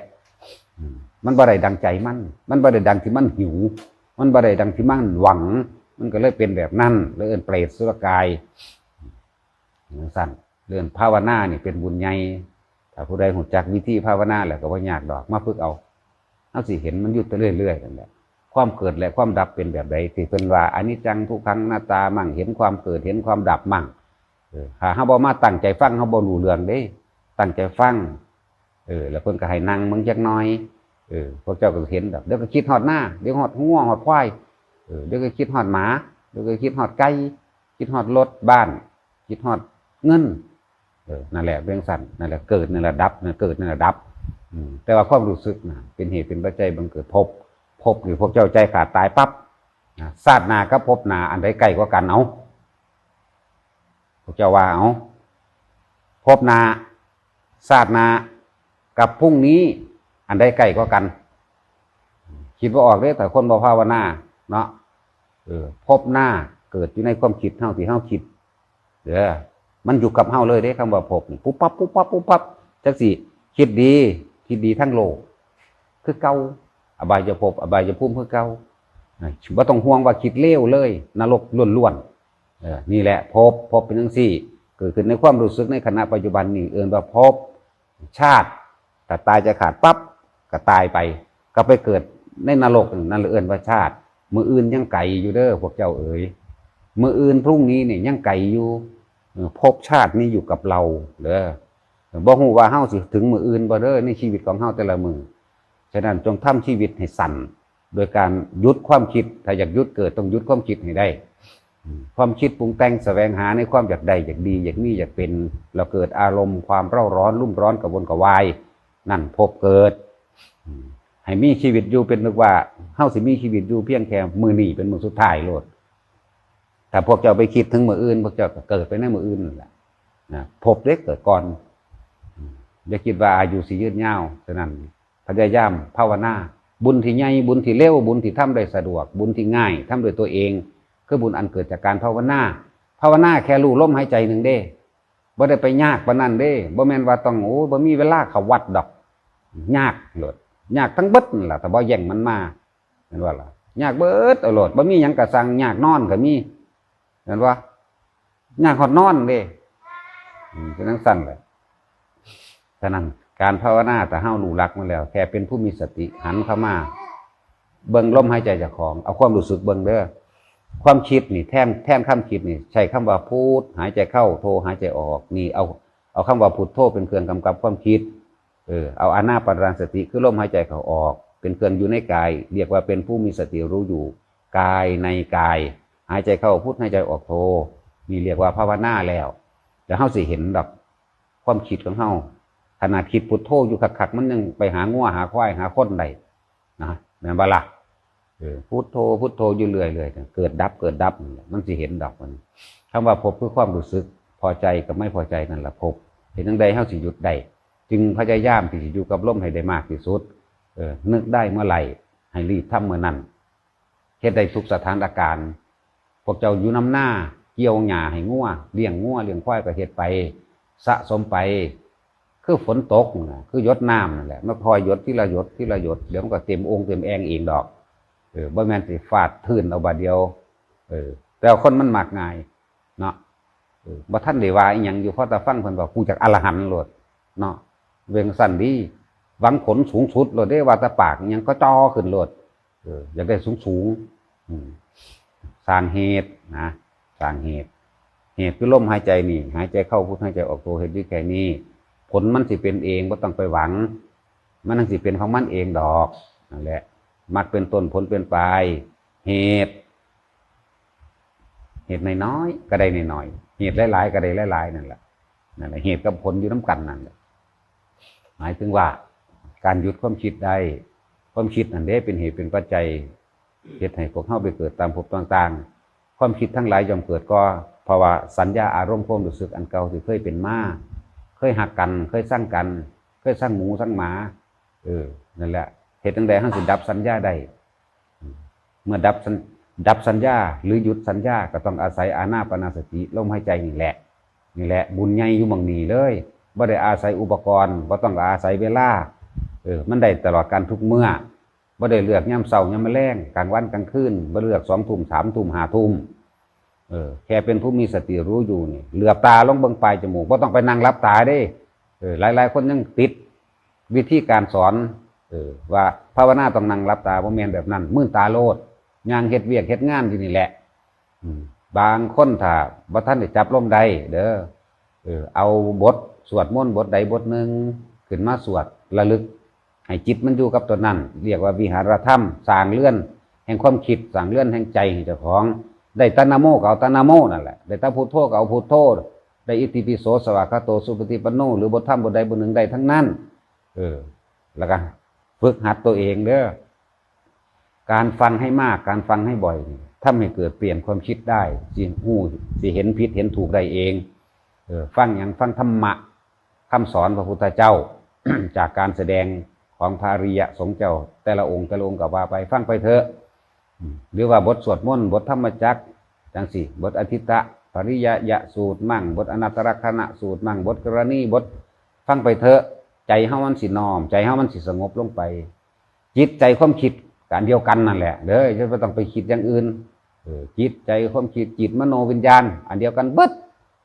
เกิดจากแรงเดียวกันเบิดเลยคือความรู้สึกที่พอใจและไม่พอใจ เฮาสิพยายามดับสัญญาอารมณ์ความรู้สึกที่เคยอยากได้อยากดีอยากมีอยากเป็นฟังธรรมก็เป็นการปฏิบัติธรรมอันหนึ่งสวดมนต์ก็เป็นการปฏิบัติธรรมคือกันเป็นการเพ่งอยู่ในอารมณ์เดียวคือกันเด้อสวดมนต์นี่เป็นการเพ่งอยู่ในอารมณ์เดียวในการสาธยายหรือสัจจะนี่กำลังจดจำคำสอนพระพุทธเจ้าทำความละเอียดลึกซึ้งฟังโดยดีด้วยเกิดปัญญาถ้ายิ่งเฮ้ามีคำแปลไปพร้อมยิ่งดีนี่แหละรู้แจ้งแทงตลอดด้วยความเห็นหมายถึงว่าเข้าใจในบทสอดบทสวดเข้าใจแท่งตลอดด้วยความเห็นหมายถึงว่าเข้าใจลึกซึ้งในความหมายที่เพิ่นบรรยายออกมานั่นแหละเพิ่นบรรยายมาธรรมจักรจังซี่เฮามีความคิดเห็นให้ตรงกับสิ่งที่เพิ่นสอนและประสบการณ์จริงของตัวเองนี่เอาประสบการณ์จริงของตัวเองเทียบเลยเทียบโอ้ยเพิ่นเว้ามานี่ถึกเบิดเนี่ยจิตใจมันก็ค่อยอ่อนลงในความทะเยอทะยานอยากนั่นแหละสวดมนต์ฟังธรรมเป็นการปฏิบัติธรรมเบิดอย่าไปกังวลดอกเรื่องทำมาหากินเป็นธรรมดาโอ้ยรักษาศีลบ่ได้บ่ไปบ่เข้าย่ามใดพวกเจ้าเข้าสู่ลมหายใจได้ย่ามนั้นศีลเกิดแล้วสมาธิตั้งมั่นแล้วมีคิดอยู่แค่นี้บ่ต้องไปยังมากเด้อบ่ซั่นองค์กุลิมานเป็นพระอรหันต์บ่ได้นายโจรคาตก็เป็นพระอรหันต์บ่ได้โจรข้าวแดงก็เป็นอรหันต์บ่ได้โจร500เป็นอรหันต์บ่ได้เขาปล้นมายกมาฟังธรรมของสังกิจจะสามเณรบ่กี่บทบรรลุเสยมั้ยจังว่าเฮ็ดไปมันบ่แน่น่ะตกระวางหรือตกกระไดพ้อยโจรพลิกจิตนิดเดียวสามารถเป็นอริยะได้พวกเฮาอย่าประมาทเฮ็ดไปโลดนึกได้ก็เฮ็ดนึกได้ก็เฮ็ดศูนย์ผู้นั้นแน่สั่งผู้นี้แน่โอ๊ยนึกถึงธรรมะดีกว่าเว้ยหันเข้ามาปั๊บเลยล่ะนั่นว่าสะสมทุกคนมีโอกาสทั้งนั้นแหละนั่นแหละตนแรกเป็นที่พึ่งของตนอย่าไปคิดพึ่งผู้อื่นนำเด้อพึ่งตนพึ่งตนพึ่งธรรมเอาเจ้าของแหละเป็นแสงสว่างให้เจ้าของเองโดยการอาศัยธรรมะพุทธเจ้าจะไปพึ่งอย่างอื่นจะไปคิดหวังน้ำผู้อื่นเถอะผีสางนั่งไม่เทวดาผีฝ่าผีแทนผีแม่นผียังก็สร้างแมงเราต้องบ่ได้ซอยยังไผได้จักว่าล่ะข่อยด่าอยู่ตลอดถ้ามันมีอีหลีมันก็ฆ่าไปแล้วล่ะเทวดาอินพรหมข่อยก็ด่าเด้ภาษายังก็ผีกระจอกงอกง่อยซ้ำนั่นเข้าใจว่าล่ะเทวดาข่อยก็ด่าพรหมก็ด่าแหละเพื่อจะให้พวกเจ้าเห็นถ้ามันนั่นมันก็บอกว่าฆ่าเพิ่นคือน่ะรู้จักบ่ล่ะเขาก็บูชาคือเขายินดีกระทำตามคำสั่งสอนพุทธเจ้าพวกเจ้ายังสิไปไหว้ของต่ำกว่านั้นอยู่บ่ก็คือบ่ไหว้พระพุทธเจ้าพระพุทธเจ้าคือคำสอนทั้งเบิดพระธรรมคือแนว4ทางบอกงานตามนี้เด้อพระสงฆ์คือสืบต่อคำสอนของเพิ่นถ่ายทอดคำสอนของเพิ่นอันเป็นสมมุติสงฆ์แต่ว่าพระสงฆ์แท้คือเจ้าของเองสังฆังสรณังคัจฉามินี่ตัวเองเด้อเฮาสามารถพึ่งตัวเองได้แล้วยกมือไหว้ตัวเองได้แล้วพี่เด้อนั่นแหละพึ่งธรรมพึ่งตนให้ทุกคนเฮ็ดไปการทำบุญทำทานยังก็คิดดีๆมันขอมาหลายครั้งแล้วล่ะถ้ามันได้ตามนั้นขอเงินขอทองขอบ้านขอยังก็ต่างมันทับเจ้าของตายเองแล้วมันบ่ได้เด้อมันขึ้นอยู่กับการกระทำของเฮาแต่ละคนขอมาเบิดแล้วก็บ่มีผู้ใดอยู่นี่ได้พอขอยามใดมันหลายล้นโลกผู้นี้ก็ขอนั่นก็ขอนะถ้าของกับของกระทับเจ้าของแล้วของผู้อื่นมาทับอีกเลยนั่นแหละให้เบิ่งเห็นความจริงตามนั้นเถอะเลิกที่นี่ผู้ใดอยากพ้นจากอบายภูมิใดเมียนสิเคยทำผิดมามากกะสร้างนะตามที่หมู่พวกพรหมเทวดาเขามาบอกอยู่ตลอดว่าบุคคลผู้ใดบุคคลทั้งหลายเหล่าใดถือเอาแล้วนึกถึงแล้วบูชาแล้วกระทำตามแล้วซึ่งพระรัตนตรัยอันมีพระพุทธพระธรรมพระสงฆ์เป็นที่พึ่งเป็นที่ระลึกนึกถึงไหมบุคคลผู้นั้นย่อมห่างไกลจากอบายภูมิมีสวรรค์และมนุษย์เป็นทางไปเท่านั้นภาษาบาลีเยเกกิพุทธังสารนังคตาเสนี่นันเตกมิสันติอปายะภูมิงปหายะมนุสังเทหังเทวกายังปริปูเรศสันตตินะย่อมมีสุคติเป็นทางไปเด้พวกเจ้าเอ๋ยพวกเจ้าจิตเป็นผู้คิดผู้นึกผู้ปรุงผู้แต่งแสวงหาในความอยากได้อยากดีอยากมีอยากเป็นเนาะบัดนี้ความคิดของพวกเจ้าคือจิตอะไรคิดถึงตั้งให้ผีสางนั่งไม่เทวดามาซอยพวกเจ้าเลยของเกี่ยวและผูกพันจากบอกบัดนี้เฮาคิดถึงเฉพาะพระพุทธพระธรรมพระสงฆ์นี่แหมไปใส่เบ็ดอยู่กับสร้างไปตึกแหอยู่กับตาม คิดไปน้ำนี่ไหมพวกไปหาตึกสะดุ้งไปหาลักปลาขอนอยู่กระซังใจว่าหลักพุทโธพุทโธไปน้ำตัวทั้งลักปลาขอนพร้อมทั้งขัวหอยพร้อมกับพุทโธพุทโธกับจอกไปเนาะทั้งทุบหัวเขียดหัวปลาพร้อมทั้งต้มปนแก้วพร้อมกับพุทโธพุทโธไปตัวแน่มันตัดวงจรแห่งการคิดใจของเฮาจิตของเฮามันเกี่ยวพันเฉพาะผู้ทำสงฆ์มันป้องกันของมันแล้วเพราะจิตเป็นผู้พาไปความคิดนั่นแหละไปก่อนร่างกายบ่รู้เรื่องดอกร่างกายมีแต่ถ้าเฒ่ามีแต่ถ้าตายเท่านั้นดีมีแต่ถ้าเจ็บมีแต่ถ้าป่วยเท่านั้นดีร่างกายนั่นมันบ่เป็นของเฮาบังคับบ่ได้แต่ว่าบังคับได้มันไม่มีไผเฒ่าได้อยู่นี่มีแต่เด็กน้อยเบิดจักว่าเป็นสั้นแหละร่างกายนี่มันบ่เป็นของเฮาร่างกายเป็นตัวรองรับกรรมเก่าที่บรรดาขันธ์ห้าเนี่ยเป็นภาชนะรองรับความเจ็บปวดทุกชนิดถ้าว่าอยากสร้างบาปสร้างกรรมต่อไปก็ยุดสร้างโดยใจซะก่อนความคิดถึงพุทธังธัมมังสังฆังสรณังคัจฉามิยุงสั้นเนี่ยมันสิตัดวงจรการตกสู่อบายภูมิตัดตัวนี้ออกมันสิสอนหวกอยู่กับสร้างสอนไปนำอิติปิโสภควาขวากข้าเก็บขี้เงี้ยออกพร้อมใส่ขี่ไปนำจักว่าล่ะกับบ้านเฮามันเป็นจังซี่ก็สอนตามความเป็นจริงของชีวิตบ้านๆนี่แหละแม่นบ่บ่แม่นว่าสิปึดเอาบัดเดียวกังวลเรื่องของศีลกังวลเรื่องว่ากูเฮ็ดบ่ได้ดอกสูกูยังยากอยู่นี่นึกเอาจักว่านึกเอาสวดอิติปิโสสวากขาโตสุปฏิปันโนหรือสวดบทใดบทหนึ่งแล้วแต่ทั้งนั้นแล้วให้เลิกการคิดถึงอย่างอื่นเลิกคิดถึงท้าวเวสสุวรรณเลิกคิดถึงพญานาคพวกงูเลิกคิดถึงนกเอี้ยงนกคุมคุดนั่นแหละพวกเจ้าเข้าใจว่าสัตว์เดรัจฉานล้วนๆไม่จักบ่เขามาไหว้พระพุทธเจ้าเขาไม่ได้ไปนั่นให้ไผได้ดอกเขาอาศัยพึ่งผลท่านจากพวกเข้าถึงอุทิศไปนี่แหละ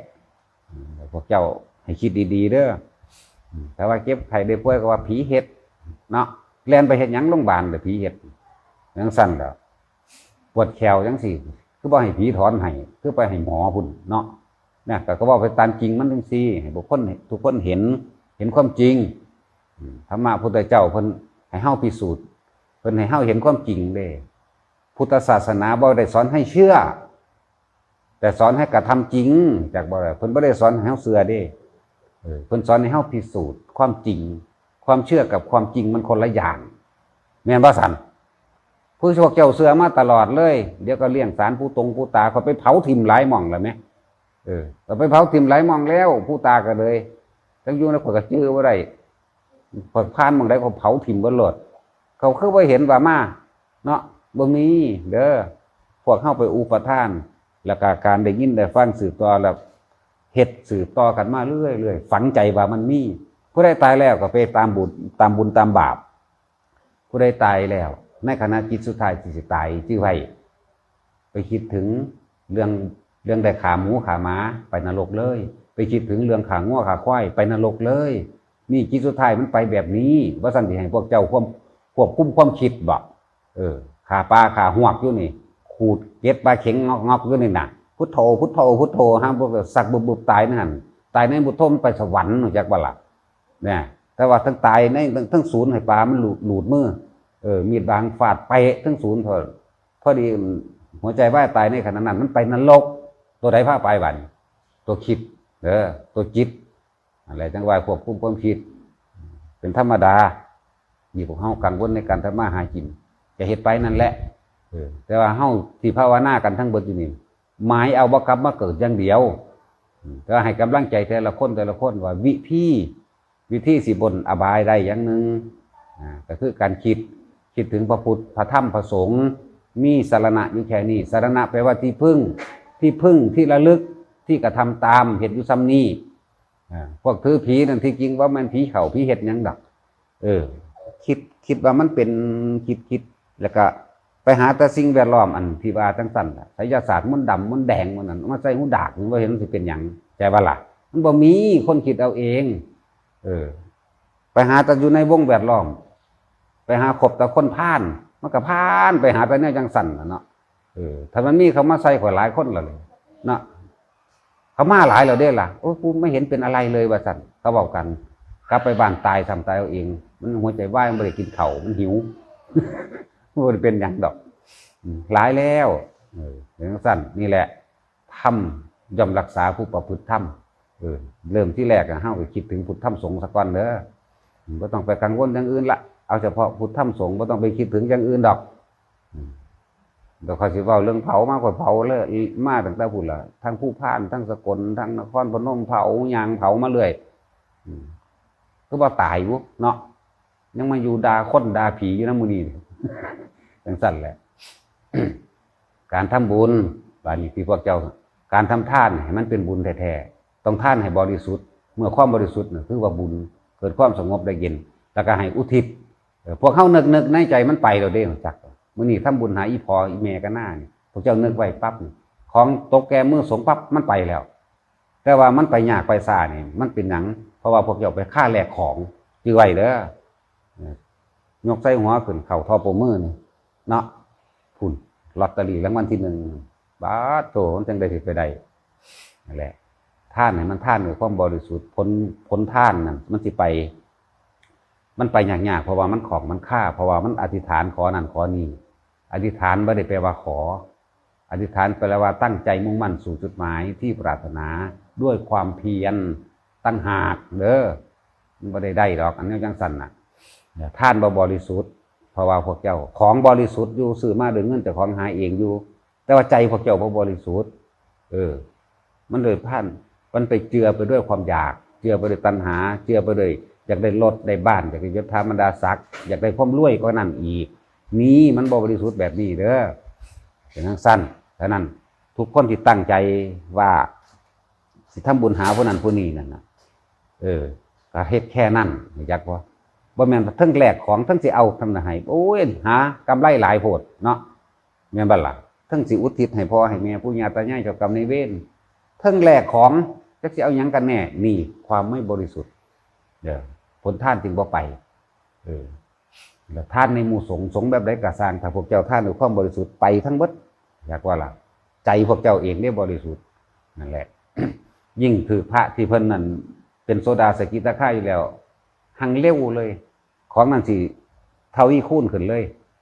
ได้เหตุแห่งปัญญาไปพร้อมนะเฮาสิเห็นทางแห่งการพ้นทุกข์พร้อมหนทางแห่งการปฏิบัติกันเร็วขึ้นนั่นแหละเร็วขึ้นแบบนี้